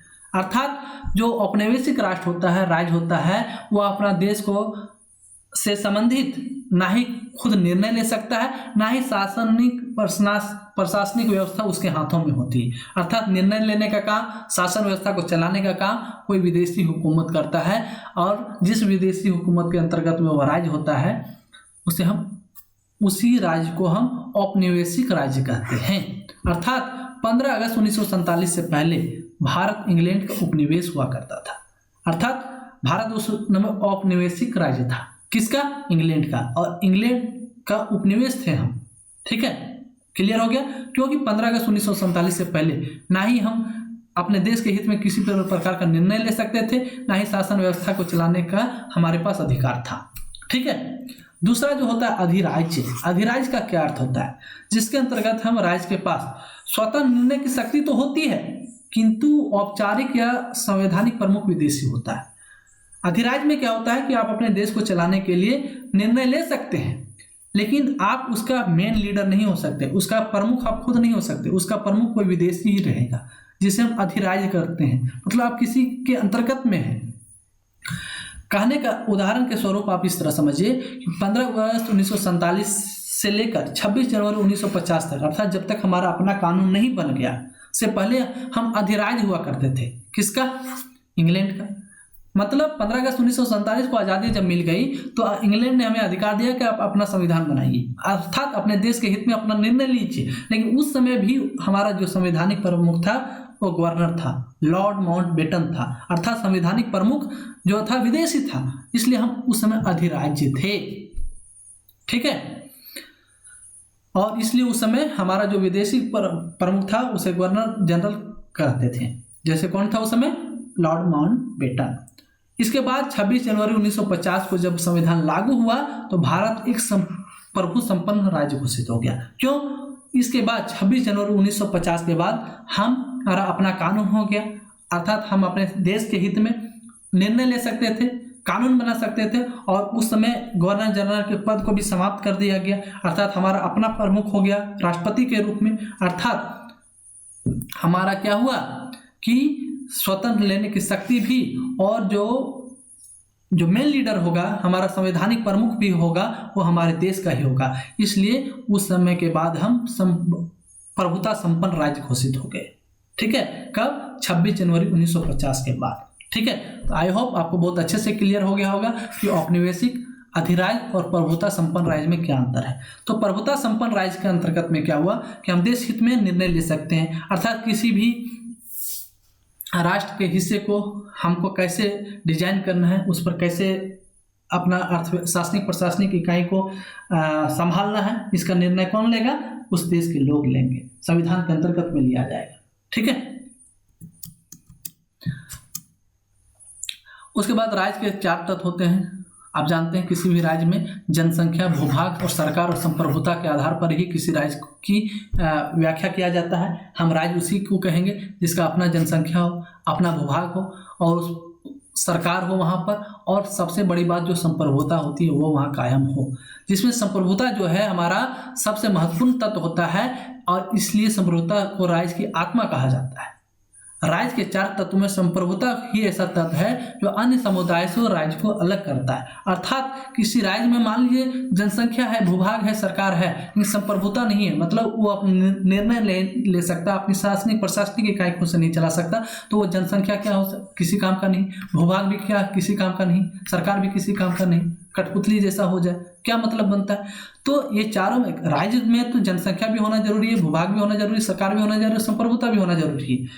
तो 1947 से पहले यही स्थिति तो थी भारत का। जनसंख्या था, भूभाग भी था, सरकार भी चल रहा था इंग्लैंड के माध्यम से यहाँ पे, लेकिन संप्रभुता नहीं था। और जब ये नहीं था तो कुछ भी नहीं था। इसी के लिए तो क्रांति हुई, इसी के लिए तो हम आज़ादी की लड़ाई लड़े। तो किसी भी राज्य में संप्रभुता सबसे इंपॉर्टेंट होता है, और इसलिए इसे राज्य की आत्मा कहा गया है। किसे? संप्रभुता को। ताकि हम अपने देश के हित में, अपने राज्य के हित में अपना निर्णय खुद ले सकें। इसके लिए हमें किसी अन्य देश से पूछने की जरूरत नहीं है। हमारा संवैधानिक प्रमुख भी खुद का होगा। इसके लिए किसी देश का प्रमुख हमारे यहाँ आके शासन नहीं कर सकता है। ठीक है। किसी प्रभुता संपन्न राज्य के अंतर्राष्ट्रीय संगठन या संधि का हिस्सा होना यह संप्रभुता का लक्षण है। उसके स्वैच्छिक निर्णय पर निर्भर करता है। संप्रभु राष्ट्र का क्या है कि किसी अंतर्राष्ट्रीय संगठन से वह जुड़ेगा, उसका हिस्सा बनेगा या नहीं बनेगा, यह उसके स्वैच्छिक निर्णय पर, वह किसी दबाव में आके काम नहीं करेगा। अर्थात इसकी संप्रभुता पर किसी की आंच नहीं आएगी। ठीक है। भारत ने क्या हुआ, तटस्थता के सिद्धांत को अपनाते हुए उस समय ना तो खुलकर इन व्यवस्थाओं का विरोध किया, ना ही समर्थन किया। हमारे भारत ने उस समय गुट निरपेक्षता की अपनाई, मतलब ना ही हम समाजवाद का समर्थन करेंगे, ना ही उसका विरोध करेंगे। ठीक है। ना ही हम पूंजीवाद की तरफ जाएंगे, ना ही समाजवाद को उस समय खुल के हम समर्थन देंगे। इसलिए उन्होंने तटस्थता का सिद्धांत अर्थात गुट निरपेक्षता के सिद्धांत का समर्थन किया। हमारे संविधान निर्माताओं ने तात्कालिक जो आर्थिक परिदृश्य को ध्यान में रखते हुए समाजवाद को खुलकर प्रदर्शित नहीं किया। सरकार के विवेक पर छोड़ दिया कि बदलते परिदृश्य में भारतीय संदर्भ में भारतीय व्यवस्था के आधार पर जो भी सटीक होगा उसे बाद में उस सरकार अपना लेगी। ठीक है। इसी को आगे देखते हुए 1976 में 42वें संविधान संशोधन के द्वारा समाजवाद शब्द को प्रस्तावना का हिस्सा बना लिया गया। अब आप यहाँ सोच रहे होंगे कि क्या ऐसा क्या 1976 में ऐसी भारत की स्थिति परिस्थिति बन गई थी कि वो समाजवाद को स्पष्ट रूप से प्रस्तावना में जोड़ सकता था? तो इसका आंसर होगा जी हाँ। क्यों होगा वो भी सुनिए। 1970 के आसपास में क्या हुआ, हमारा दो पड़ोसी राज्य कौन कौन, पाकिस्तान और चाइना, ठीक है, ये दोनों क्या हुए, अमेरिका की तरफ जाके मिल गया। ठीक है। अर्थात पूंजीवादी अर्थव्यवस्था को इसने सपोर्ट किया। तो हमारे पास तो कोई विकल्प नहीं बचा, हम पड़ोसी राज्य की तरफ तो जा नहीं सकते थे। ठीक है। अर्थात अमेरिका की तरफ तो जा नहीं सकते थे। और उस समय हमारे देश की मांग भी यह थी कि समाजवादी अर्थव्यवस्था को पर ज़्यादा फोकस किया जाए, राष्ट्रीयकरण किया जाए। निजीकरण को छीन कर राष्ट्रीयकरण किया गया था, आप जानते हैं। तो उस समय ऐसे हालात बन गए कि हम पाकिस्तान और चाइना को 1970 के आसपास में वो अमेरिका से जा मिलने के बाद ऐसी स्थिति पैदा हो गया कि हम खुल के समाजवाद को समर्थन दे सकते थे। ठीक है। और हमारी हालात भी उस समय तक अच्छा हो गया था, हम अपने पैरों पर भी खड़ा होने शुरू हो गए थे। तो ये सब उस समय स्थिति परिस्थिति बनी। भारत के सर्वोच्च न्यायालय ने DS नकारा बनाम भारत संघवाद में भारतीय समाजवाद का विश्लेषण करते हुए कहा कि भारत का जो समाजवाद है वह एक अनोखा समाजवाद है। एक ऐसा समाजवाद है जैसे समाजवाद के भी अलग अलग रूप होते हैं। ठीक है। जैसे मार्क्सवादी समाज होता है, कम्युनिस्ट पार्टी जिसे हम कहते हैं, तो गांधीवादी समाजवाद होता है। तो अलग अलग प्रकार होते हैं। तो भारतीय संविधान जो हमारा सुप्रीम कोर्ट है उसने विश्लेषण करते हुए कहा कि जो भारत का समाजवाद है वह एक प्रकार का अनोखा समाजवाद है जो विश्व में कभी भी नहीं पाया जाता। अर्थात यह मार्क्स व गांधी के समाजवाद का मिश्रण है जिसका झुकाव गांधी के समाजवाद की तरफ जाता है। सर्वोच्च न्यायालय ने कहा कि हमारा जो समाजवाद है वह एक प्रकार का अनोखा यूनिक समाजवाद है जिसे हम मार्क्सवाद और गांधी के समाजवाद का मिश्रण कह सकते हैं। लेकिन इस मिश्रण में भी जो झुकाव है गांधीवादी समाजवाद की तरफ जाता है। अब आप यहाँ सोच रहे होंगे कि मार्क्सवादी और गांधीवादी समाजवाद में क्या अंतर था, तो मैं स्पष्ट बता दूं। मान लीजिए इधर मार्क्सवादी हुआ, इधर गांधीवादी हुआ। ठीक है। तो मार्क्सवाद का जो कथन था, शॉर्ट में आपको बता दूं, इस पर डिस्कस करने लगेंगे तो काफ़ी लंबा लेक्चर हो जाएगा। मार्क्सवाद का कथन था कि अपना अधिकार मांगो। ठीक है। अधिकार मांगो, यदि नहीं मिले तो छीन लो, चाहे उसके लिए खूनी क्रांति करना क्यों ना पड़े, अहिंसा को अपनाना क्यों ना पड़े। ठीक है। यह उसका मानना था। इसके अलावा उसका मानना था कि एक ही वर्ग होगा, सरवाहा, मतलब मजदूर वर्ग होगा, पूंजीवादी वर्ग नहीं होगा। उसका मानना था कि यदि पूंजीवादी लोग बने हैं तो हमारे हक को मार के बने हैं। जैसे इस प्रकार समझिए, किसी घर में 4 भाई हैं। ठीक है। 1 2 3 4 भाई हुए। ये भाई ज़्यादा अमीर हो गया इन कंपेरिजन टू ये तीनों। तो मार्क्सवाद का कहना था ये भाई इसलिए ज़्यादा अमीर बन गया क्योंकि इसने इसका हक मारा है, इसीलिए तो एक ही घर में रह के ये अमीर हो गया, ये गरीब हो गया। ये कहना था मार्क्सवाद का। इसलिए इसने हक मारा, इसलिए इससे छीनो, नहीं छीनता तो इसको इसको क्रांति भी करना है, खूनी क्रांति भी करना है, मारना भी पड़े जान से तो मार देंगे, ये मार्क्सवाद का कथन था। ठीक है, वो बोलता था एक ही वर्ग होगा, मजदूर का वर्ग होगा। उसके बाद उसे राज पसंद नहीं था, उसका कहना था राज की संकल्पना वो नहीं मानता था कि राज होगा तो उसके अलग नियम कानून होंगे, हमें मजदूर लोग को एक राज्य से दूसरे राज्य में आने जाने से रोका जाएगा, वीजा वूजा ये सब की लफड़ा किए जाएंगे, इसलिए राज्य की संकल्पना हमारे लिए सही नहीं है। कोई राज्य नहीं होगा, सारे विश्व के मजदूर एक होंगे, हमारा सिर्फ और सिर्फ मजदूर होगा। उसके आधार पर उसने धर्म को भी नकार दिया कि नहीं, धर्म तो हमारा स्वीट पॉइजन है, धर्म होगा तो हमारा उद्देश्य पूरा ही नहीं हो सकता। मार्क्सवाद का कथन था। ठीक है, मार्क्सवाद का कथन था धर्म हो ही नहीं सकता, धर्म रहेगा तो लोग लिबरल हो जाएंगे। ठीक है, धर्म के नाम पर वो अपना अधिकार से वंचित हो जाएगा, यह मान लेंगे कि हमारा ईश्वर ने यही दिया है, हमारा यही कर्म है, हमें गरीब ही रहना है। ऐसा मार्क्सवाद का मानना था कि धर्म नहीं रखो। ठीक है, धर्म के आधार पर वो नहीं चाहता था किसी राज्य को का संकल्पना तैयार हो। तो ये सब कुछ बातें थी जो मार्क्सवाद नहीं चाहता था, जो कि पॉसिबल ही नहीं है। ठीक है, लेकिन गांधीवादी समाजवाद में ऐसा नहीं है, वो राज्य की संकल्पना को भी मानते थे, धर्म को भी मानते थे, और वो तो ये कभी नहीं कहते कि अहिंसा करो। आप जानते हैं उनका कहना था कि हम अपने समाज को, अपने राज्य को इस तरह से निर्देशित करें कि सभी वर्ग, सभी लोग समान रूप से हों। ठीक है, कोई जरूरी नहीं कि कोई अमीर बना, ये भाई अमीर बना, कोई जरूरी नहीं कि इसका हक मारो, इसमें कुछ एक्स्ट्रा टैलेंट हो, इसने ज़्यादा मेहनत किया हो जिसके कारण अमीर बना, तो इस चीज़ का आदर करते थे गांधीवादी समाजवादी व्यवस्था में। ठीक है, तो 1971 में क्या हुआ, सोवियत संघ का विघटन हो गया, तो पूरा विश्व एक ध्रुवीय हो चुका था। ये भी कारण था 1976 में समाजवाद शब्द को जोड़ने का, और जिसका मुखिया अमेरिका बना। ठीक है, अब वैश्विक स्तर पर शीत युद्ध समाप्त हो गया, ऐसी स्थिति परिस्थिति बनी जिसमें क्या हुआ, हम पूंजीवाद को हटा के समाजवाद को तरफ मुड़ सकते थे अपने आप को, राइट। और भारत भी इससे अलग नहीं रहा, जिसके कारण समाजवाद को अपनाया। लेकिन अब असर शुरू हुआ। अब यहाँ देखिए कि जब अलग हो गया 1991 में क्या हुआ कि आप जानते हैं वैश्विक क्रांति आई, भूमंडलीकरण जिसको कहते हैं वो आए। ठीक है, आर्थिक आधार पर। और 1991 में क्या हुआ, संसद ने आर्थिक व व्यापारिक नीति का प्रतिपादन किया। क्यों? भूमंडली के कारण क्या हुआ, पूरा विश्व एक ही आर्थिक बाजार हो गया। मतलब किसी भी देश में आप व्यापार कर सकते हैं, कुछ भी कर सकते हैं, बिजनेस कर सकते हैं, लेन देन कर सकते हैं। तो भारत में इससे अछूता नहीं रहा, उसे भी नई आर्थिक और व्यापारिक नीति को प्रतिपादन करना पड़ा, जिसके तहत उत्पादन के साधनों का वितरण व नियंत्रण के साधनों को निजी क्षेत्र को सौंपा जाने लगा। अर्थात हम फिर से निजीकरण की तरफ जाने लगे, और वहीं से फिर शुरू हुआ हमारा प्राइवेटाइजेशन, ताकि देश को के विकास में शासनिक प्रशासनिक की क्रिया को और स्मूथ बनाने के लिए, इफिशिएंट बनाने के लिए निजी लोगों को, निजी क्षेत्रों का मदद लिया जा सके। अर्थव्यवस्था में उदारीकरण का दौर प्रारंभ हुआ और खुली बाजार व्यवस्था अपनाई गई और वैश्विक हो गई। ठीक है, परिणाम स्वरूप क्या हुआ, भारतीय लोकतांत्रिक समाजवाद की धुरी पूंजीवाद की तरफ मुड़ने लगा। अर्थात हम समाजवादी की तरफ, पूंजीवादी की तरफ जाने लगे। फिर भी इस बदलती व्यवस्था में भी हमारे संविधान का मुख्य उद्देश्य क्या रहा कि हम पूंजीवादी के रास्ते से समाजवादी तथ्यों को हासिल कर सके।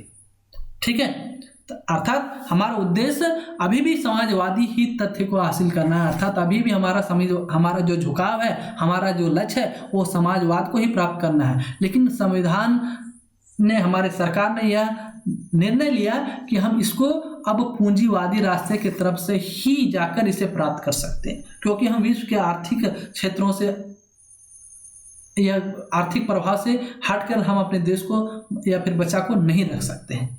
ठीक है, लोकतंत्र ये हुआ। आप सोच रहे होंगे मैं समाज पर इतना डिस्कस क्यों किया, क्योंकि यह बहुत ही इंपॉर्टेंट था और इसके बैकग्राउंड को जानना बहुत ज़रूरी था, ताकि आप इससे रिलेटेड किसी भी प्रकार का क्वेश्चन आओ, चाहे पीटी में चाहे मेंस में, आप अच्छे से डिस्कस कर सकें, अच्छे से आंसर राइटिंग कर सकें। अब हम लोकतंत्र के बारे में चर्चा करेंगे।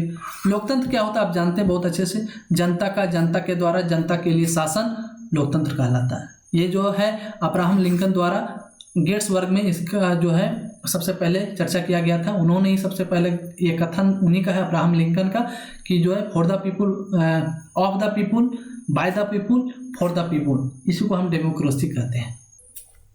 लोकतंत्र में क्या होता है कि सर्वोच्च शक्ति जो है जनता के हाथों में निहित होता है। सर्वोच्च शक्ति जनता के हाथों में निहित होता है। लोकतंत्र में प्रत्येक नागरिक को अपने देश के शासन में भाग लेने का अधिकार होता है। ठीक है, इसके अलावा लोकतंत्र जो है हमारा दो प्रकार का होता है। आप जानते हैं लोकतंत्र दो प्रकार का होता है, एक होता है प्रत्यक्ष लोकतंत्र। ठीक है, प्रत्यक्ष लोकतंत्र ये पहला प्रकार होता है, दूसरा होता है अप्रत्यक्ष लोकतंत्र। प्रत्यक्ष लोकतंत्र अप्रत्यक्ष में क्या होता है, जहाँ का संवैधानिक प्रमुख डायरेक्ट जनता के द्वारा चुना जा रहा हो उसे हम प्रत्यक्ष के रूप से करते हैं, और अप्रत्यक्ष मतलब जनता के चुनी हुई प्रतिनिधि के द्वारा जब हम सरकार का गठन करते हैं तो उसे अप्रत्यक्ष गणतंत्र के रूप में जानते हैं। प्रत्यक्ष गणतंत्र के रूप में एग्जाम्पल के रूप में आप स्विट्जरलैंड को ले सकते हैं। स्विट्जरलैंड आपका यहाँ पे प्रत्यक्ष लोकतंत्र पाया जाता है, जबकि अप्रत्यक्ष लोकतंत्र में आप भारत को रख सकते हैं। भारत में अप्रत्यक्ष टाइप के लोकतंत्र पाए जाते हैं। इसके अलावा संसदीय और अध्यक्षीय होता है लोकतंत्र का प्रकार। तो हमारा जो भारत है हमारा अध्यक्ष संसदीय प्रकार का लोकतंत्र है, जबकि अमेरिका अध्यक्षीय प्रकार का लोकतंत्र है। ठीक है, लोकतंत्र में क्या होता है, लोकतंत्र की जो संकल्पना है इसमें क्या होता है, वयस्क मताधिकार होते हैं। हमारे भारत का यह खूबी है हमारे लोकतंत्र की कि यहाँ पे वयस्क मताधिकार, सामाजिक समय पर चुनाव होता है, विधि को सर्वोच्चता प्रदान किया गया अर्थात कानून की व्यवस्था है। इसके अलावा अब न्यायपालिका की जो है इसमें सबसे ज़्यादा महत्व दिया गया है न्यायपालिका को। इसके अलावा स्वतंत्रता व भेदभाव का अभाव पाया जाता है। हमारे राष्ट्र के जो समाज के लिए जो नियम कानून बनाए गए हैं उसमें ऐसी व्यवस्था की गई है कि सामाजिक भेदभाव को रोका जा सके और समाजवाद को आर्थिक आधार पर हम प्राप्त कर सकते हैं। ये सारे व्यवस्था किए गए हैं हमारे लोकतंत्र में। अब हम पंथ निरपेक्षता को बांटते हैं। पंथ निरपेक्षता भी 3 प्रकार का होता है। आप जानते हैं ये 3 रूप होते हैं, निरीश्वरवादी, धर्मतंत्र। ठीक है, ये सब तो निरीश्वरवादी उसे कहते हैं एक ऐसा राज्य जो ईश्वर की सत्ता में पूर्णतः नकार देता है और इसका कोई राजकीय धर्म नहीं होता है, ये निरीश्वरवादी हुआ। लेकिन भारत ऐसा नहीं है। धर्मतंत्र राज्य ऐसा होता है जिसका ऐसा राज्य जो ईश्वर की सत्ता में अगाध विश्वास रखता है तथा उसका अपना राजकीय धर्म होता है। जैसे पाकिस्तान हो गया, श्रीलंका हो गया, बर्मा हो गया, बांग्लादेश हो गया, जिसका जैसे पाकिस्तान का इस्लाम हुआ, श्रीलंका का बौद्ध धर्म अपना राजकीय धर्म है। लेकिन पंथ निरपेक्ष में क्या होता है कि एक ऐसा राज्य जो ना ईश्वर की सत्ता पर विश्वास रखता है और ना ही किसी धर्म विशेष के तत्वों को अपनी राज्य व्यवस्था का हिस्सा मानता है, अर्थात वो अपनी शासनिक प्रशासनिक क्रियाकलापों में धर्म को इंगेज नहीं करेगा, धर्म को उसमें नहीं लाएगा बीच में। ठीक है, तथा राज्य का अपना कोई राजकीय धर्म नहीं होगा। धर्मनिरपेक्ष राज्य उसी को कहेंगे जिसका अपना कोई राजकीय धर्म नहीं होगा और राज्य के धर्म पर के आधार पर अपने नागरिकों के साथ कोई भेदभाव भी नहीं करेगा। ऐसा नहीं कि किसी विशेष धर्म के लोगों को ज़्यादा हम फेवर करेंगे और किसी विशेष धर्म पर हम सताएंगे, ऐसा कुछ भी नहीं। हमारा देश पंथ निरपेक्ष है। इसका अर्थ हुआ कि इसका ईश्वर की सत्ता पर विश्वास नहीं करते हैं, मतलब यह नहीं मानते हैं ईश्वर की सत्ता को हम माने।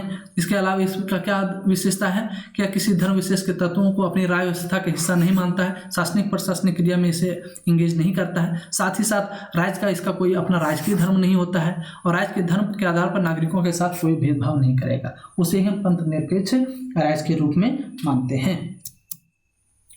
ठीक है, और आपको मैं बताया कि 42वें संविधान संशोधन 1976 के द्वारा पंथ निरपेक्षता शब्द को भारतीय संविधान की प्रस्तावना में जोड़ दिया गया।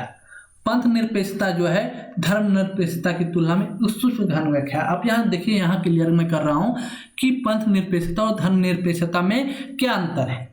ठीक है, तो आप यहाँ अच्छे से समझ जाइए कि धर्म निरपेक्षता के तहत जहाँ धर्म के आधार पर भेदभाव नहीं किया जाता, वहीं पंथ निरपेक्षता के आधार पर इसका 1 डिग्री आप ऊपर समझ लीजिए कि पंथों के आधार पर भी भेदभाव को रोकती है। जैसे हम यदि बोल दें कि हमारा देश धर्म निरपेक्ष है, तो भाई धर्म निरपेक्ष है ना, पंथ निरपेक्ष यदि हम नहीं माने तो जैसे आप हिंदू को ही मान लीजिए, हिंदू में भी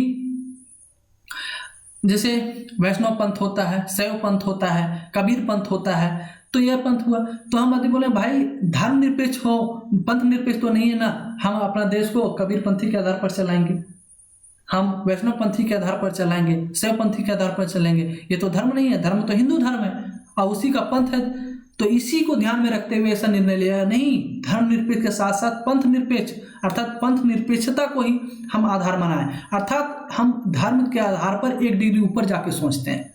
ये हमारे लोकतंत्र की, हमारे प्रस्तावना की खूबी है। तो आप धर्मनिरपेक्षता से एक डिग्री ऊपर है पंथ निरपेक्षता, अर्थात हम पंथ के आधार पर भी भेदभाव नहीं करेंगे, अर्थात हम किसी पंथ के आधार के धर्म को शासनिक प्रशासनिक क्रियाकलाप में उसको नहीं लाएंगे। जैसे हिंदू धर्म के अंतर्गत में आपको मैं बताया पंथ निरपेक्षता आता है, बौद्ध धर्म में जैसे थेरावाद वगैरह आता है, हिंदू में आपका शैव पंथ, वैष्णव पंथ वगैरह है। हम यदि बोले हम शैव पंथ के आधार पर शासन चलाएंगे, हमारा लोकतंत्र धर्मनिरपेक्ष रोकता है, पंथ निरपेक्ष नहीं रोकता है, तो आप क्या उस समय रोक पाएंगे? नहीं। इसीलिए इस चीज को प्रस्तावना में जोड़ा गया, पंथ निरपेक्षता। राइट। नेक्स्ट है लोकतांत्रिक व्यवस्था। लोकतंत्र एक ऐसी प्रणाली है जिसमें जनता का शासन जनता के द्वारा और जनता के लिए संचालित होता है। तो बताइए आपको गणराज्य का क्या अर्थ है? गणराज्य इसका अर्थ होता है राष्ट्राध्यक्ष का निर्वाचित होना तथा एक निश्चित अवधि के लिए उसका कार्यकाल होना। गणराज्य में क्या है कि राष्ट्राध्यक्ष जो होगा वंशानुगत नहीं होगा, जनता के द्वारा उसे चुना जाएगा और एक निश्चित अवधि के लिए चुना जाएगा, अर्थात यदि वो सही कार्य करेगा तो उसे हम आगे चाहे तो फिर से ला सकते हैं, नहीं तो उसे हटा सकते हैं। ये जनता के हितों में होता है, जनता के शक्ति का ये माध्यम है। ठीक, एक गणराज्य की यह खूबी होती है। राष्ट्राध्यक्षों के आधार पर राज्य को दो अलग अलग स्वरूप में विभक्त किया जाता है। एक होता है राजतंत्र, दूसरा होता है गणतंत्र। राजतंत्र में जानते हैं कि राष्ट्राध्यक्ष का वंशानुगत होता है तथा उसका कोई निश्चित कार्यकाल नहीं होता, चाहे तो वह पूरे उम्र तक हमेशा के लिए राजा बना रह सकता है, वहाँ का शासक बना रह सकता है। लेकिन गणतंत्र में ऐसा नहीं होता है। गणतंत्र में राष्ट्राध्यक्ष जो होता है वो निर्वाचित होता है तथा उसका निश्चित कार्यकाल होता है। जैसे उदाहरण के लिए भारत का राष्ट्रपति हो गया, भारत का राष्ट्रपति के रूप में भारत का अपना राष्ट्राध्यक्ष होता है, इसलिए भारत एक गणतंत्र है। ठीक है, इसलिए आपसे पूछा जाए कि भारत किस प्रकार का गणतंत्र है, तो इसमें यह संसदीय प्रकार का है और इसमें जो राष्ट्राध्यक्ष है वो चुन के आते हैं, निर्वाचित होकर आते हैं। ठीक है।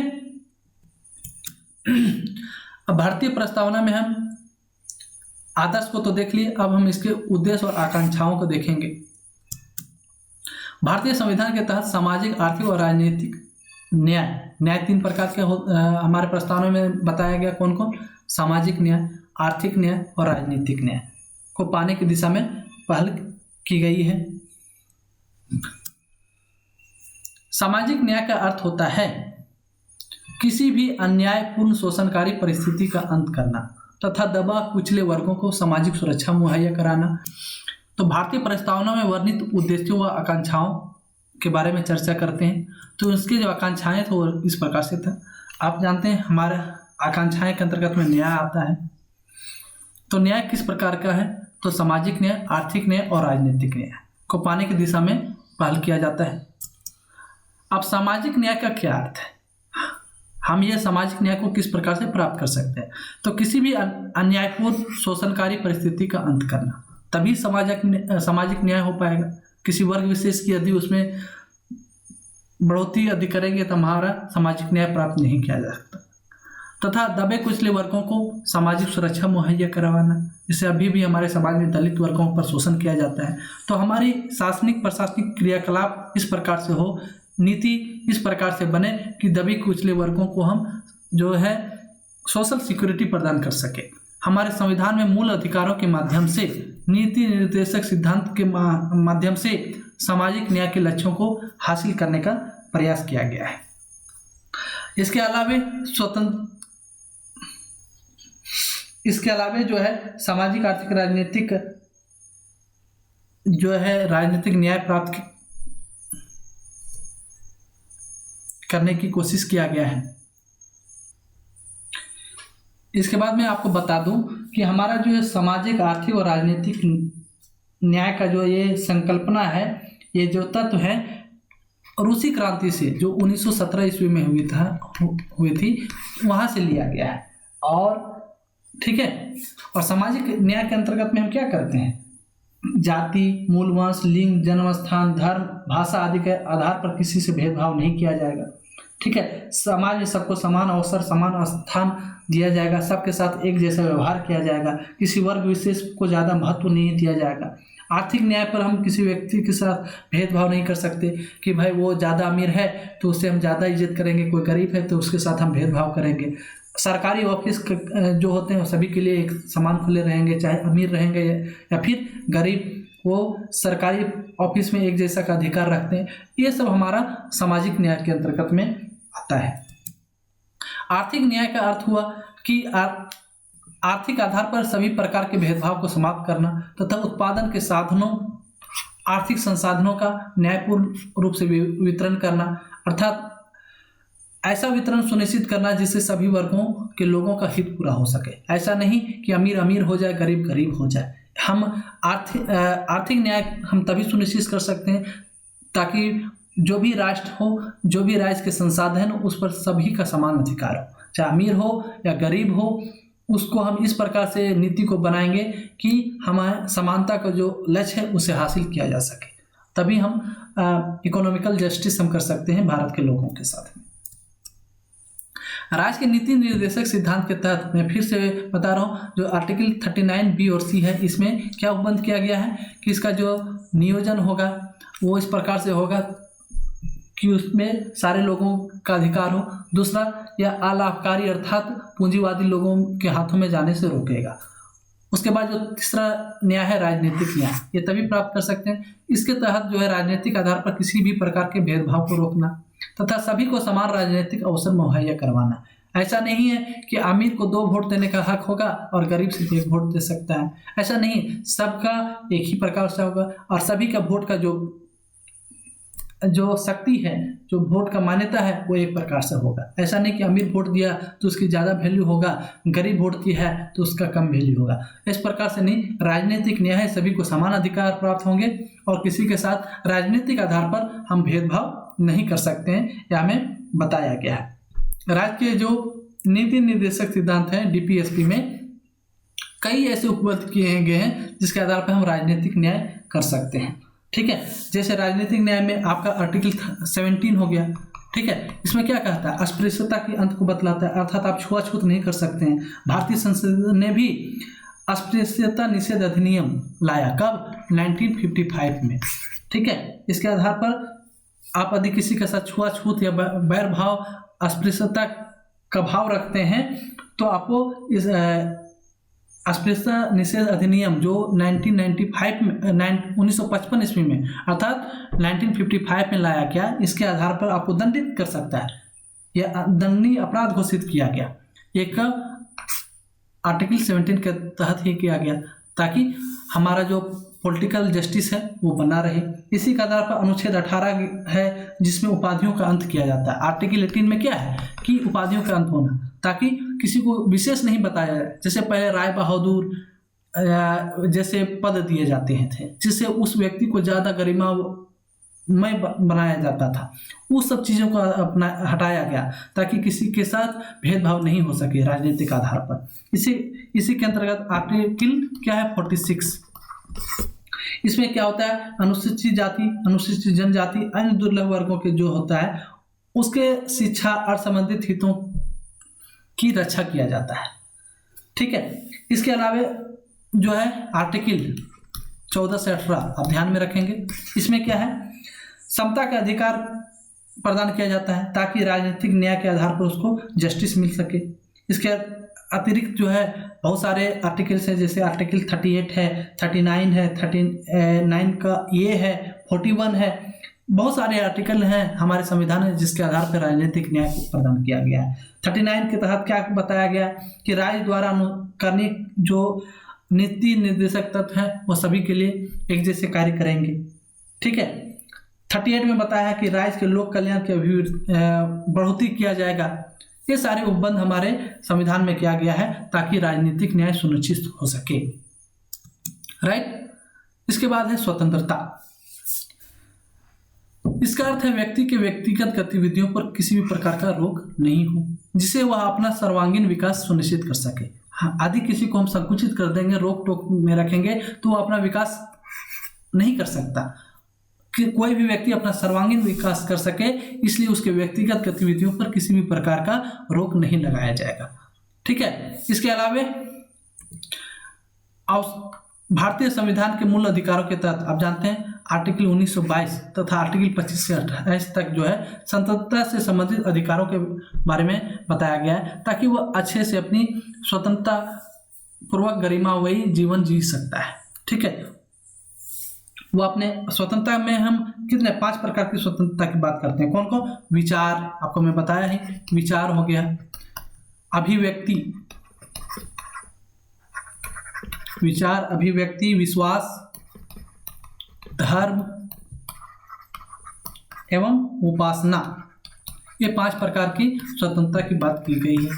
ठीक है, तो इसको अच्छे से वो कर सकता है, जिसमें आप जानते हैं ये आर्टिकल 1922 के तहत 19 में क्या गया है कि वहाँ के अभिव्यक्ति की स्वतंत्रता होगा, शांतिपूर्वक जो है सम्मेलन कर सकता है, संघ बना सकता है, राय किसी भी देश में आबाद रूप से वह घूम सकता है, ये सब बताया गया। अनुच्छेद 25 में क्या बताया गया कि किसी व्यक्ति को अंतःकरण एवं धर्म के अबाध रूप से वह मानेगा, उसका आचरण करेगा, उपासना कर सकता है।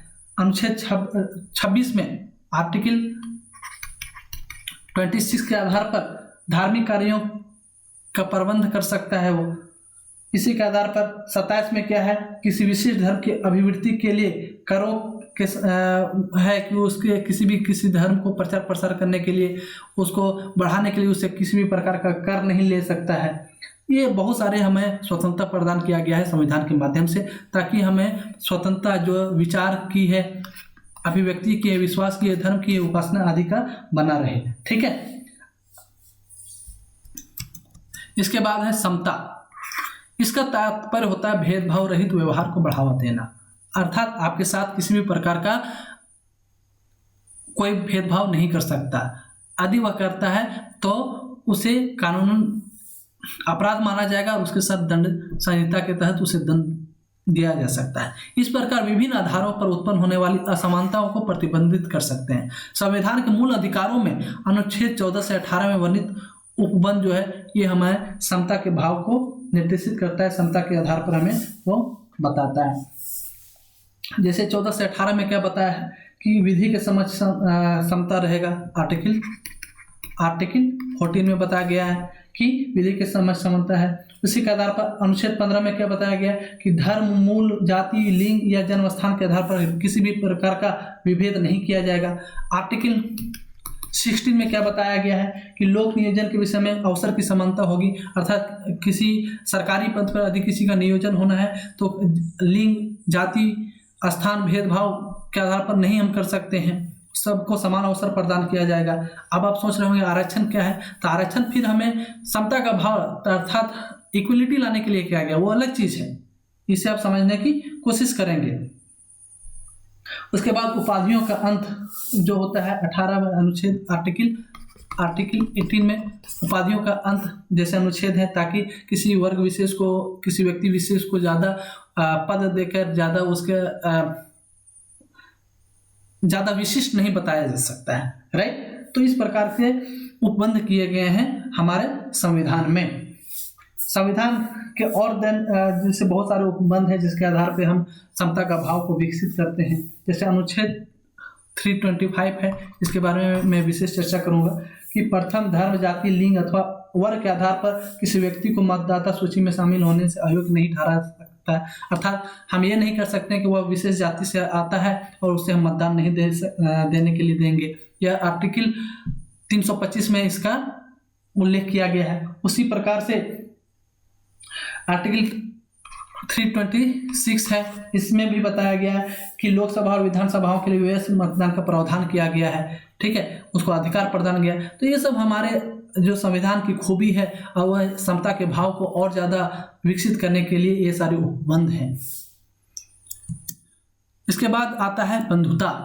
बंधुता का इसका साफ तात्पर्य होता है भाईचारे को बढ़ावा देना। राज्य के नीति निर्देशक सिद्धांतों, मौलिक अधिकार, मौलिक कर्तव्य के माध्यम से बंधुता को विकसित करने का प्रयास किया गया है। बंधुता जो है इसका मूल कर्तव्य में भी जो है 51, आप जानते हैं हमारा मूल कर्तव्य जो है वो आर्टिकल 51 के क में इसे उल्लेख किया गया है और इसमें कहा गया है कि प्रत्येक भारतीय नागरिक का यह कर्तव्य होगा कि वह धार्मिक, भाषाई, क्षेत्रीय या वर्ग आधारित सभी भेदभाव से परे होकर सबके साथ भाईचारे की भावना को प्रोत्साहित करेगा। अर्थात हमारे देश का कोई भी नागरिक किसी के साथ भेदभाव नहीं करेगा, चाहे धर्म के आधार पे हो, भाषा के आधार पे हो, क्षेत्र के आधार पे हो, किसी वर्ग विशेष के आधार पे हो, भेदभाव नहीं करेगा और सबके साथ सौहार्दता की स्थिति, भाईचारे की स्थिति, बंधुता की स्थिति को बनाए रखने में सहयोग करेगा। यह हमारा मौलिक कर्तव्य है और इसे अनुच्छेद किस में जोड़ा गया है? 51 के क में। इसी के आधार पर बोला गया प्रस्तावना में और उल्लेख किया गया दो बातों को कि व्यक्ति की गरिमा सुनिश्चित करना, दूसरा देश की एकता और अखंडता सुनिश्चित करना। बंधुता में दो चीज को स्पष्ट किया गया है, इसको आप ध्यान में रखेंगे। इन्हीं कारणों के कारण ही संविधान में अस्पृश्यता का निषेध जो है आर्टिकल 17 लाया गया है। ठीक है, यदि इस पर आप करते हैं किसी के भेदभाव, तो आपको मैं बताया कि जो अधिनियम लाया गया था 1955 में, उसके आधार पर आपको दंडित किया जा सकता है। तो ये सारे चीज को आप ध्यान में रखेंगे। फिर है आपका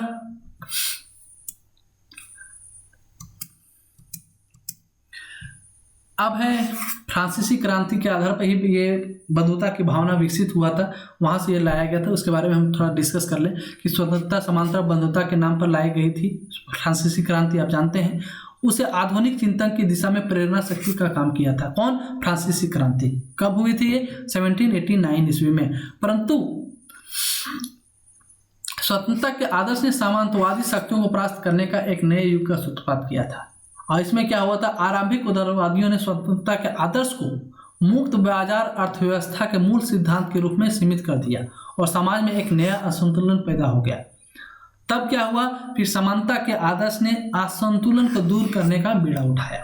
अर्थात ये जो असमानता पैदा हुआ, ये जो असंतुलन पैदा हुआ, इसमें फिर समानता आप कैसे ला सकते हैं? इसी बंधुता और भाईचारे की भावना को विकसित करके। यदि ये भावना नहीं आएगी फिर तो यह समानता जो है फिर से आ ही नहीं सकता, यह संतुलन को फिर से नहीं पाटा जा सकता है। ठीक है, इसलिए संतुलन की स्थिति को लाने के लिए फ्रांसीसी क्रांति द्वारा दिया गया सिद्धांत कौन सा? स्वतंत्रता, समानता और बंधुता के आधार पर ही हम फिर समाज को संतुलन की स्थिति में ला सकते हैं। ठीक है, ताकि लोगों की विषमता समाप्त हो और बंधुता की भावना पैदा हो सके। ठीक है, भारतीय सामाजिक व्यवस्था भी समाजवादी व्यवस्था पर आधारित था। आप जानते हैं हमारा आज़ादी से पहले भी और आज़ादी के बाद भी कुछ दिनों तक समाजवादी व्यवस्था थी। बहुत सारे लोग थे जो बहुत ज़्यादा अमीर थे, बहुत ज़्यादा जमीन थी उनके पास, बहुत ज़्यादा धन थे उनके पास, लेकिन कुछ बहुत सारे लोग थे जिनके पास कुछ भी नहीं थे, खाने के लिए लाले पड़ रहे थे, भूखे मर रहे थे। ठीक है, इसी को बहुत सारे प्रयास करने के बाद भारत आज़ाद हुआ। तो हम जानते हैं अपना संविधान बनाने के लिए स्वतंत्र हो गए। तो ये जो शोषण की प्रवृत्तियां थे इसे भी समाप्त किया जाना था। अतः फ्रांसीसी क्रांति के आदर्श वाक्य जो हैं कौन? स्वतंत्रता, समानता और बंधुता को संविधान की आत्मा अर्थात प्रस्तावनाओं में स्थान दिया गया।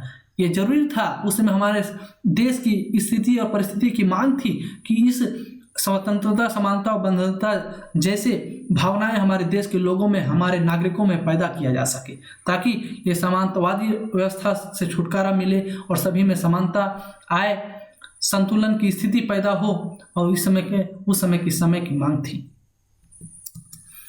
प्रस्तावना सामाजिक, आर्थिक और राजनीतिक न्याय को निर्देशित करता है। आप ये समझ गए, तो आगे फिर बढ़ते हैं हम।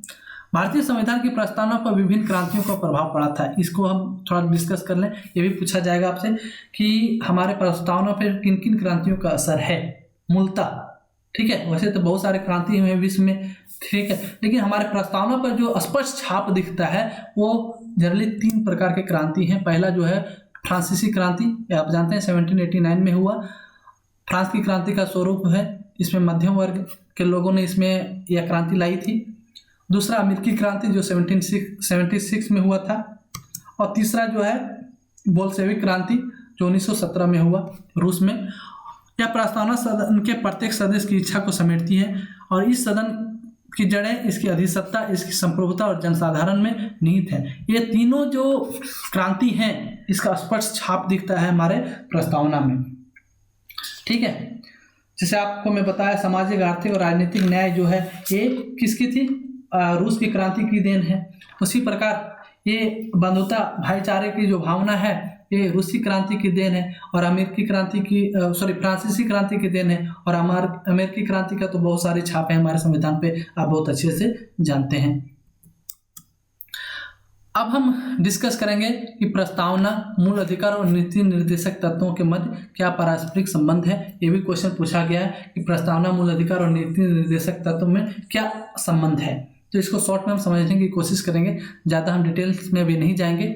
तो प्रस्तावना, मूल अधिकार और नीति निर्देशक तत्व जो है संविधान के अभिन्न अंग है, इसको आप जानते हैं। इसको अलग अलग करके नहीं देख सकते, एक दूसरे से इंटर रिलेट है, ठीक है। बहुत सारे उपबंध हैं जो मौलिक आधार उसकी सुरक्षा प्रदान करता है, बहुत सारे उपबंध हैं जिसमें नीति निर्देशक तत्व उसको सुरक्षा प्रदान करता है, और इस दोनों को जोड़ने का कार्य प्रस्तावना करता है। इसलिए इसमें एक अजीब प्रकार का संबंध है जिसे हम अलग करके नहीं देख सकते। प्रस्तावना संविधान का भाग है, इसलिए संशोधनीय भी है, किंतु इसमें उल्लेखित संविधान के आधारभूत लक्षणों में कोई संशोधन नहीं किया जा सकता। आप जानते हैं केशवानंद भारतीवाद जो 1973 में हुआ, इसमें यह उल्लेख किया गया प्रस्तावना के बारे में। लेकिन मूल अधिकार में आप संशोधन कर सकते हैं और इसमें प्रस्तावना में भी कर सकते हैं, लेकिन अंतर क्या है कि मूल अधिकार जो है शक्तियों को संकुचित करने, बढ़ाने या घटाने का दोनों का कार्य करता है, ठीक है। इसके अलावा संविधान के भाग 3 जो अनुच्छेद 12 से 35 में दिए गए जो फंडामेंटल राइट्स हैं, मूल अधिकार है, जैसे स्वतंत्रता और समानता की संकल्पना जो किया गया है, उसके साधन का कार्य करते हैं। इसके अलावा यह न्यायालयों द्वारा परिवर्तनीय का अधिकार है। यह न्यायालय यदि इसका आपके मौलिक अधिकार का हनन होता है तो आप न्यायालय का दरवाजा खटखटा सकते हैं, आप वहाँ न्याय की गुहार लगा सकते हैं, लेकिन प्रस्तावना के लिए ऐसा कुछ नहीं है, ठीक है। इसके अलावा संविधान के भाग 4 में जो नीति निर्देशक तत्व है, इसका क्या कार्य है कि यह सामाजिक तथा आर्थिक न्याय के लक्ष्य को प्राप्ति के लिए बहुत ही आवश्यक होता है। सिर्फ फंडामेंटल राइट्स क्या है, सरकार को कमजोर बनाती है, लेकिन जो आपका नीति निर्देशक तत्व है यह सरकार की शक्तियों में बढ़ोतरी करता है, ताकि यह पूरे समाज को, पूरे राज्य में समता का भाव को विकसित कर सके, ठीक है। आपका मौलिक अधिकार एक व्यक्ति के लिए होता है, इंडिविजुअल है, लेकिन नीति निर्देशक तत्वों के माध्यम से वही सारे उपबंध किए गए हैं जो सारे लोगों के लिए, राज्य के सभी लोगों के हित में होगा, और आपका नीति निर्देशक तत्व में इससे दिया गया है, ठीक है। और यह क्या है, ये न्यायालय द्वारा यह परिवर्तनीय है और ये शासन, प्रशासन और विधायक द्वारा संतुष्ट किए जाने योग्य संवैधानिक अपेक्षाएं इसमें डाला गया है। किसमें? आपका नीति निर्देशक तत्व में, जिसे भाग 4 में आप देखते हैं।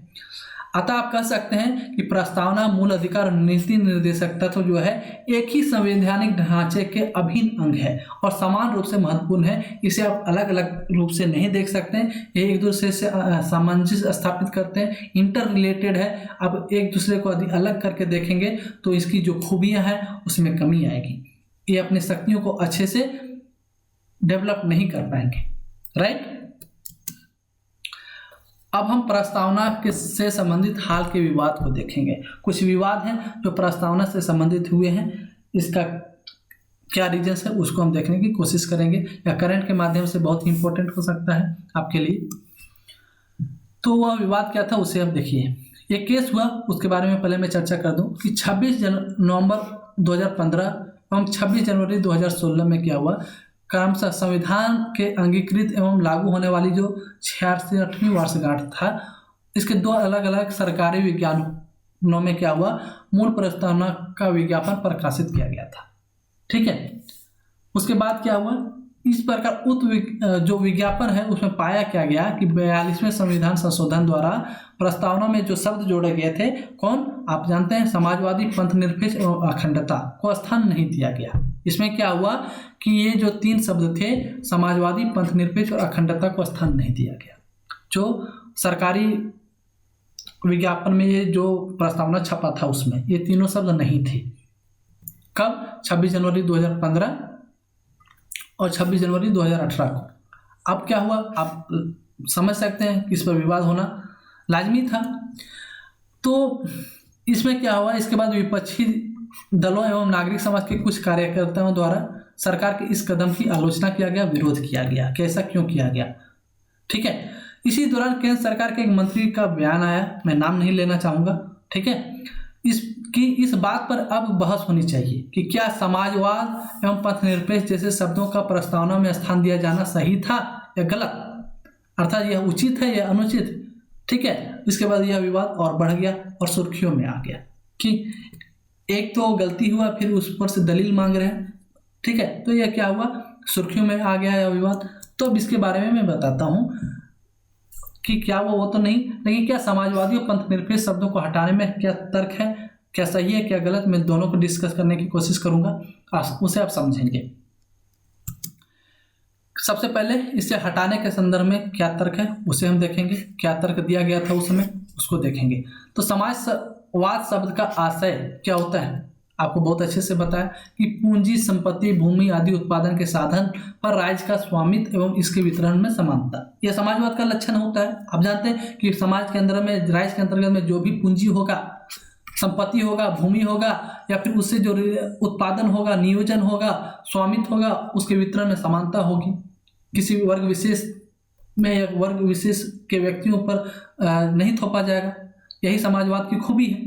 तो यही कारण है कि संविधान निर्माताओं ने जानबूझकर समाजवादी शब्द का प्रयोग प्रस्तावना में नहीं किया था। ठीक है, ये इसके विपक्ष में तर्क था, क्योंकि वे देश को किसी विशिष्ट आर्थिक संरचना से संबंध नहीं करना चाहते थे। ऐसा हटाने वाले का तर्क था कि हमने इसे इसलिए हटाया क्योंकि ये हमारे संविधानविदों की जरूरत ही नहीं थी, उनकी सोच ही नहीं थी। इसके अलावा आगे क्या कहा गया, पंथनिरपेक्ष ये समाजवाद हुआ कि समाजवाद शब्द को मैंने इसलिए हटाया। दूसरा दलील आया सेक्युलर के बारे में पंथनिरपेक्ष का कि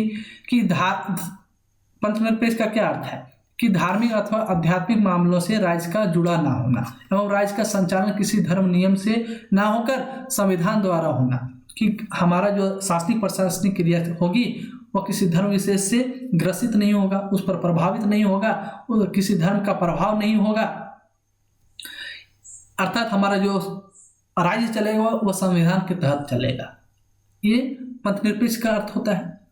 तो प्रस्तावना के जब बन रहा था उसमें ऐसा माना जाता है कि इसका जो प्रस्तावना सेक्युलर, अर्थात प्रस्तावना में हिंदी रूपांतरण में क्या हुआ, अंग्रेजी के सेक्युलर शब्द के लिए काफी सोच समझकर धर्मनिरपेक्ष के बजाय पंथनिरपेक्ष शब्द का प्रयोग किया गया।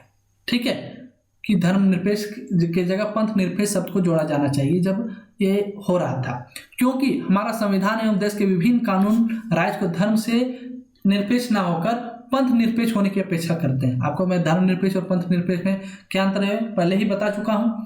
तो ऐसा मानना था उनका। बाद में क्या हुआ कि मूल प्रस्तावना में भारत के समस्त नागरिकों को सामाजिक, आर्थिक और राजनीतिक न्याय सुनिश्चित करने वाले की बात कही गई। ये जो हटाने वाले हैं उनका तर्क था कि हमारा जो मूल प्रस्तावना है उसमें यह बताया गया है कि भारत के सभी नागरिकों को सामाजिक न्याय होगा, आर्थिक न्याय दिया जाएगा, राजनीतिक न्याय सुनिश्चित करने की बात कही गई है। इस प्रकार सामाजिक और आर्थिक न्याय वस्तु एक समाजवादी राज्य को ही निरूपित करते हैं। अर्थात उनका कहना था कि ये जो सामाजिक न्याय है, आर्थिक न्याय है, राजनीतिक न्याय है, यह तभी मिल सकता है जब वह राज्य समाजवादी होगा। अर्थात ऑलरेडी इसमें समाजवादी सब अंतर्निहित है। तो उनका कहना था कि इसमें अलग से, ठीक है, समाजवादी शब्द जोड़ने की क्या जरूरत है जब हमारा पहले से स्पष्ट कर दिया गया है कि उसे सामाजिक न्याय, आर्थिक न्याय और राजनीतिक न्याय दिया जाएगा, तो फिर उसे समाजवाद शब्द अलग से जोड़ने की क्या जरूरत है। इसके अलावा उन्होंने कहा कि राज्य के नीति निर्देशक तत्वों के अंतर्गत इसने सामाजिक और आर्थिक न्याय तो दिया जा रहा है, इसके स्थान पर जिसे ऐसे में प्रस्तावना से अलग से समाजवादी और पंथनिरपेक्ष सब राजनीतिक उद्देश्य की इशारा करते हैं। उनका कहना था कि जैसे ये जो सामाजिक न्याय मिलेगा, आर्थिक न्याय, राजनीतिक न्याय, ये तभी संभव है जब वहाँ किसी धर्म विशेष को बढ़ावा नहीं दिया जा रहा हो, ठीक है, या किसी समाज को ज़्यादा बढ़ावा नहीं दिया जा रहा हो। अर्थात ऑलरेडी हमारे प्रस्तावना में ये सब अंतर्निहित हैं, तो अलग से जोड़ने की कोई मतलब नहीं है। ये जोड़ के किसी खास विषय वर्ग की ओर इशारा करते हैं और पॉलिटिकल एजेंडा को प्रदर्शित करता है, ऐसा उनका मानना था। इसके अलावा उन्होंने कहा कि हम पंथनिरपेक्ष को भी इसलिए हटाए क्योंकि मूल प्रस्तावना में विचार, अभिव्यक्ति, विश्वास और धर्म और उपासना की स्वतंत्रता है। ये 5 प्रकार की स्वतंत्रता है, आप जानते हैं। तो उनका कहना था कि धर्म और उपासना की स्वतंत्रता है, ये तभी संभव है जब वह राज्य धर्मनिरपेक्ष होगा। यदि वह किसी धर्म से ग्रसित है तो वह धर्म और उपासना की स्वतंत्रता दिया ही नहीं जा सकता। ठीक है, तो ऑलरेडी वो सेक्युलर शब्द की तरफ ही इशारा करता है कि हमारा राष्ट्र सेक्युलर है, तो फिर अलग से इसमें धर्मनिरपेक्ष राज्य जोड़ने की क्या जरूरत है? ऐसा उनका मानना था, किनका? इस शब्द को हटाने वाले के। ठीक है, इन शब्दों को हटाए जाने के पीछे यह तर्क भी दिया गया कि आप जानते हैं 3/1/1977 को 42वें संशोधन द्वारा समाजवादी और पंथ निरपेक्ष शब्दों को प्रस्तावना में समाविष्ट करने से पूर्व क्या भारत एक समाजवादी और पंथ निरपेक्ष नहीं था? वो पूछ रहे हैं, जो आलोचना कर रहे हैं उनसे, कि आपने तो समाजवादी और पंथ निरपेक्ष शब्द जो है 3/1/1977 को 42वें संशोधन के तहत जोड़ा है, तो क्या आप ऐसा, आपके कहने का अर्थ क्या है कि 1977 से पहले भारत एक समाजवादी और पंथ निरपेक्ष राष्ट्र नहीं था? क्या 1977 से पहले किसी धर्म विशेष के साथ शोषण किया जाता था? क्या उस समय किसी वर्ग विशेष को बढ़ावा दिया जाता था? ऐसा उनका मानना था। उस समय भी हमारा राष्ट्र सेकुलर था, उस समय भी सभी को धर्म उपासना की स्वतंत्रता थी, विचार अभिव्यक्ति और विश्वास की स्वतंत्रता थी, तो उस समय भी तो हमारा देश सेकुलर था, धर्म। तो अलग से आपने पंथ निरपेक्ष और समाजवादी शब्द जोड़कर उनका मानना था कि आपने पॉलिटिकल एजेंडे को साधा है, आप किसी खास उद्देश्य से, राजनीतिक उद्देश्य से आपने इसे जोड़ा है ताकि आपका पॉलिटिकल विल पूरा हो सके, ऐसा उनको मानना था। ठीक है, अब इस पर क्या हुआ? ये तो हुआ। अब समाजवादी एवं पंथ निरपेक्ष शब्दों को हटाने के विपक्ष में तर्क। ठीक है, वो तो पक्ष में तर्क था और विपक्ष में तर्क कि इसे नहीं हटाना चाहिए था, इसे जोड़ा रखना बहुत जरूरी है। उनका क्या तर्क है उसको मैं बताता हूँ कि समाजवादी एवं पंथ निरपेक्ष जैसे शब्द हमारे संविधान के आदर्श हैं। ठीक है, जो इसको रखना चाहते हैं उदारवादी लोगों का मानना है कि समाजवादी एवं पंथ निरपेक्ष शब्द हमारे संविधान के आदर्श हैं, संपूर्ण संविधान इससे ओतप्रोत है, अर्थात ये हमारा बेसिक स्ट्रक्चर है, हमारा मूलभूत सिद्धांत है, इसे हम नहीं हटा सकते। इसे धूमिल करने से राष्ट्रीय एकता बंधुता पर जो है नकारात्मक प्रभाव पड़ेगा। यदि इस शब्द को हम हटा देंगे प्रस्तावना से, किसे? समाजवादी और पंथ निरपेक्ष को, तो हमारा जो बेसिक स्ट्रक्चर है, हमारा जो मूलभूत सिद्धांत है, हमारा जो आदर्श है, उस पर नकारात्मक प्रभाव पड़ेगा, हमारे राष्ट्रीय और एकता और बंधुता जो है खतरे में पड़ जाएगा, ऐसा उनका मानना था। इसके बाद उन्होंने कहा पंथ निरपेक्ष शब्द को हटाने से देश में सांप्रदायिक विभाजन को बढ़ावा मिल सकता है। यदि हम पंथ निरपेक्ष को हटा देंगे तो हो सकता है किसी धर्म विशेष को ज़्यादा दिया जाने लगा, ज़्यादा वैल्यू दिया जाने लगे, फिर उसमें क्या, इससे हमारा सांप्रदायिक सौहार्द जो है बिगड़ेगा और सांप्रदायिक विभाजन को बढ़ावा मिलेगा, ऐसा उनका मानना है। इसके अलावा उन्होंने कहा कि फंडामेंटल राइट और नीति निर्देशक तत्व अर्थात डीपीएसपी में आरक्षण, विशेष वर्गों के लिए विशेष प्रावधान किया गया है। उसी प्रकार 5वीं और 6वीं अनुसूची आदि जो है एक लोकतांत्रिक समाजवादी राज्य की कल्पना करता है। अतः प्रस्तावना में समाजवादी शब्द इन्हें स्पष्टता प्रदान करता है कि हमारा जो फंडामेंटल राइट्स, हमारे जो आर्टिकल्स हैं, उसके माध्यम से जो संविधान में बाद में विस्तृत चर्चा किया गया है, उसी का तो आईना है प्रस्तावना में समाजवादी शब्द। यदि इसको हटा देंगे तो जो 2 टूक की बात कही गई थी कि प्रस्तावना को पढ़ के पूरे संविधान को समझा जा सकता है संक्षेप में, तो यदि ये शब्द उसमें नहीं रहेगा तो कैसे पता चलेगा कि हमारे संविधान में इन सब की भी चर्चा की गई है, समाजवाद की भी चर्चा की गई है। ठीक है, सर्वोच्च न्यायालय ने भी कहा है प्रस्तावना संविधान के निर्वचन में सहायक होता है। ऐसा सर्वोच्च न्यायालय ने भी मानना है कि प्रस्तावना संविधान के जैसे द्वंद्वात्मक स्थिति में प्रस्तावना सहायक भूमिका निभाता है। उस समय यदि कोई द्वंद्व की स्थिति होती है तो प्रस्तावना से जिसका ज़्यादा एफिनिटी होता है उसे हम अपनाते हैं। तो यदि आप इसे हटा देंगे तो फिर उससे यदि कल रह के किसी प्रकार का विवाद होता है तो आप कैसे सुलझाएंगे, ऐसा उनका मानना था विपक्ष वाले का। बाद में फिर हुआ कि 42वें संविधान संशोधन द्वारा समाजवादी एवं पंथ निरपेक्ष अतिरिक्त अखंडता शब्द को भी तो जोड़ा गया है। तो फिर क्या आप क्या चाहते हैं, अखंडता शब्द को भी हटा दिया जाना चाहिए? विपक्ष वाले का कहना है कि उस समय तो हमने अखंडता शब्द को भी जोड़ा है, तो क्या आप समाजवादी और पंथ निरपेक्ष के साथ साथ अखंडता को भी हटा देंगे? आपने तो समाजवादी और पंथ निरपेक्षता को हटाया, अखंडता को जोड़े रखा। तो इसका जवाब क्या है? नहीं, इसलिए नहीं, अखंडता शब्द को नहीं हटाना चाहिए, ठीक है, अपितु हमें इन्हें बनाए रखने पर फोकस करना चाहिए, ठीक है। तो आगे का क्या रहा है कहने का मतलब, इसका निष्कर्ष क्या निकलता है कि भाई ये जो छोटे वाद विवाद की बात है अपने पॉलिटिकल एजेंडे के कारण, इससे दूर हटें और आगे की राह क्या है उससे स्पष्ट करना चाहिए। आगे की राह क्या होना चाहिए कि प्रस्तावना में उल्लेखित समाजवादी पंथ निरपेक्ष शब्दों पर बहस के बजाय बहुत सारे मुद्दे हैं जिस पर बहस करो, जैसे गुणवत्तापूर्ण शिक्षा, स्वास्थ्य, गरीबी उन्मूलन, आवास, गरिमापूर्ण जीवन, रोजगार आदि पर बहस होनी चाहिए। इन सब छोटी छोटी बातों पर बहस करने के लिए हमारा संविधान या लोकतंत्र नहीं बना है, ठीक है।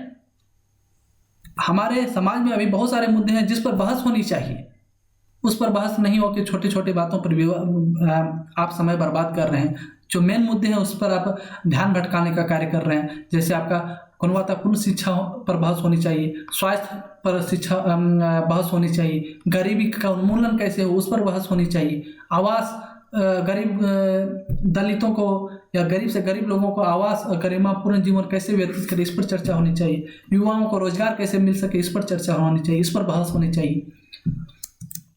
इसके अलावा समाजवादी शब्द को हटाने के बजाय इन पर बहस होनी चाहिए कि सभी को वास्तविक समता की स्थिति प्राप्त हो एवं समाज के शोषितों को गरिमापूर्ण जीवन एवं अधिकार विहीन वर्ग को अधिकार प्राप्त हो सके। इन सब चीज़ों पर चर्चा होनी चाहिए। प्रस्तावना में उल्लेखित जो न्याय है, सामाजिक, आर्थिक और राजनीतिक शब्द पर बहस होनी चाहिए। क्या अभी भी हमारे समाज को, हमारे राज्य के सभी लोगों को सामाजिक न्याय मिल गया? नहीं। आर्थिक न्याय मिला? नहीं। राजनीतिक न्याय मिला? नहीं। अभी भी आए दिन अखबार में हम पढ़ते हैं कि दलितों के साथ अत्याचार किया जा रहा है, तो कहाँ सामाजिक न्याय प्राप्त हो सका? अभी भी पता चलता है कि बहुत सारे जो है गरीबों के साथ शोषण हो रहा है, उन्हें जबरदस्ती काम करवाया जा रहा है, तो कहाँ से आर्थिक न्याय हम प्राप्त कर पाए? नहीं कर पाए। अभी भी होता है कि बूथ लूटे जा रहे हैं, हमारा जो राजनीतिक न्याय है, पॉलिटिकल जो पावर है उसे सीज किया जा रहा है, हमारे जो अधिकार है उसे छीना जा रहा है। तो इन सब चीज़ों का कैसे बचाव किया जा सके इस पर बहस होनी चाहिए। अंत में कहने का अर्थ इतना है कि प्रस्तावना में उल्लेखित ये सब संकीर्ण न होकर व्यापक अर्थ की ओर इशारा करता है। आप भी जानते हैं, विशेषज्ञों का भी यह मानना है, सर्वोच्च न्यायालय का भी यह मानना है कि ये सब जो है बेसिक स्ट्रक्चर है, ये हमारे आईना का, संविधान के लिए आईना का कार्य करते हैं और इसका शब्द संकीर्ण ना होकर अर्थात छोटा मोटा ना होकर इसका अर्थ काफ़ी व्यापक है, ठीक है, और इस पर हमारा ध्यान आकर्षित होना चाहिए। अतः हमें इनका सम्मान करना चाहिए और इन आदर्शों को प्राप्त करने की ओर अग्रसर होना चाहिए। हमारे संविधानविदों ने संविधान बनाते समय जो आदर्श स्थापित किए और उसी आदर्श के पर हम चल के उद्देश्य और आकांक्षाओं को प्राप्त कर सकते हैं, ठीक है। आदर्श क्या था? संप्रभुता, ठीक है, धर्मनिरपेक्षता, समाजवादी, ये सब आदर्श हुए। इस आदर्श पर ही चल के हम आकांक्षाओं को, अच्छा आकांक्षा क्या होगा? न्याय, बंधुता, समता, ये सब जो हमारे आकांक्षाएं इसको प्राप्त कर सकते हैं। यदि हम आदर्श को ही मिटा देंगे तो हमारी आकांक्षाएं कहाँ से मिल सकेंगी? नहीं हो सकती। अर्थात इन आदर्शों को प्राप्त करने के लिए, अग्रसर होने के लिए हमें इसे बनाए रखना चाहिए, इसका सम्मान करना चाहिए। निष्कर्ष में यही है कि प्रस्तावना का लक्ष्य एक ऐसी सामाजिक व्यवस्था स्थापित करना है जहां जनता संप्रभु हो, शासक निर्वाचित हो, जनता के प्रति उत्तरदायी हो, शासन की सत्ता जनता के मौलिक अधिकारों से सीमित हो और जनता को अपने विकास का समुचित अवसर प्राप्त होता हो, ठीक है। यह हमारा प्रस्तावना का लक्ष्य है, हमारा लक्ष्य होना चाहिए और यही निष्कर्ष होना चाहिए, ठीक है। यद्यपि वैधानिक रूप से प्रस्तावना न्यायालयों द्वारा लागू नहीं किया जा सकता, तथापि यह संविधान के विभिन्न प्रावधानों की व्याख्या करने में उपयोगी सिद्ध होता है। माना कि न्यायालय द्वारा यह लागू नहीं किया जा सकता, लेकिन फिर भी यह बेसिक स्ट्रक्चर है और संविधान के विभिन्न प्रावधानों की व्याख्या करने में यह काफ़ी उपयोगी सिद्ध होता है और किंग कर्तव्य विमूढ़ता की स्थिति में यह पथ प्रदर्शक के रूप में कार्य करता है। अर्थात जब द्वंद्व युद्ध चल रहा हो किसी उपबंध को लेकर, आर्टिकल्स को लेकर, उस समय यह हमें गाइड करता है कि कौन सा तथ्य सही है, कौन सा तथ्य गलत है, ठीक है, किसे हमें अपनाना चाहिए, कौन सा उपबंध हमारे देश हित के लिए होगा, कौन हमारे आदर्शों से ज़्यादा मिलाव रखता है, यह व्याख्या करने का कार्य कौन करता है? प्रस्तावना। ठीक है, तो आई होप बहुत अच्छे से आपको प्रस्तावना समझ में आ गया होगा। अब इसे आप अच्छे से लेक्चर को देखेंगे तो आप पीटी हो या मेंस किसी भी प्रकार के क्वेश्चन आए होंगे प्रस्तावना से रिलेटेड, तो उसे आप सारे के सारे को अच्छे से सॉल्व कर पाएंगे। आज के लिए इतना ही, फिर मिलते हैं नेक्स्ट लेक्चर में एक नए टॉपिक के साथ। तब तक के लिए जय हिंद, जय भारत, थैंक यू।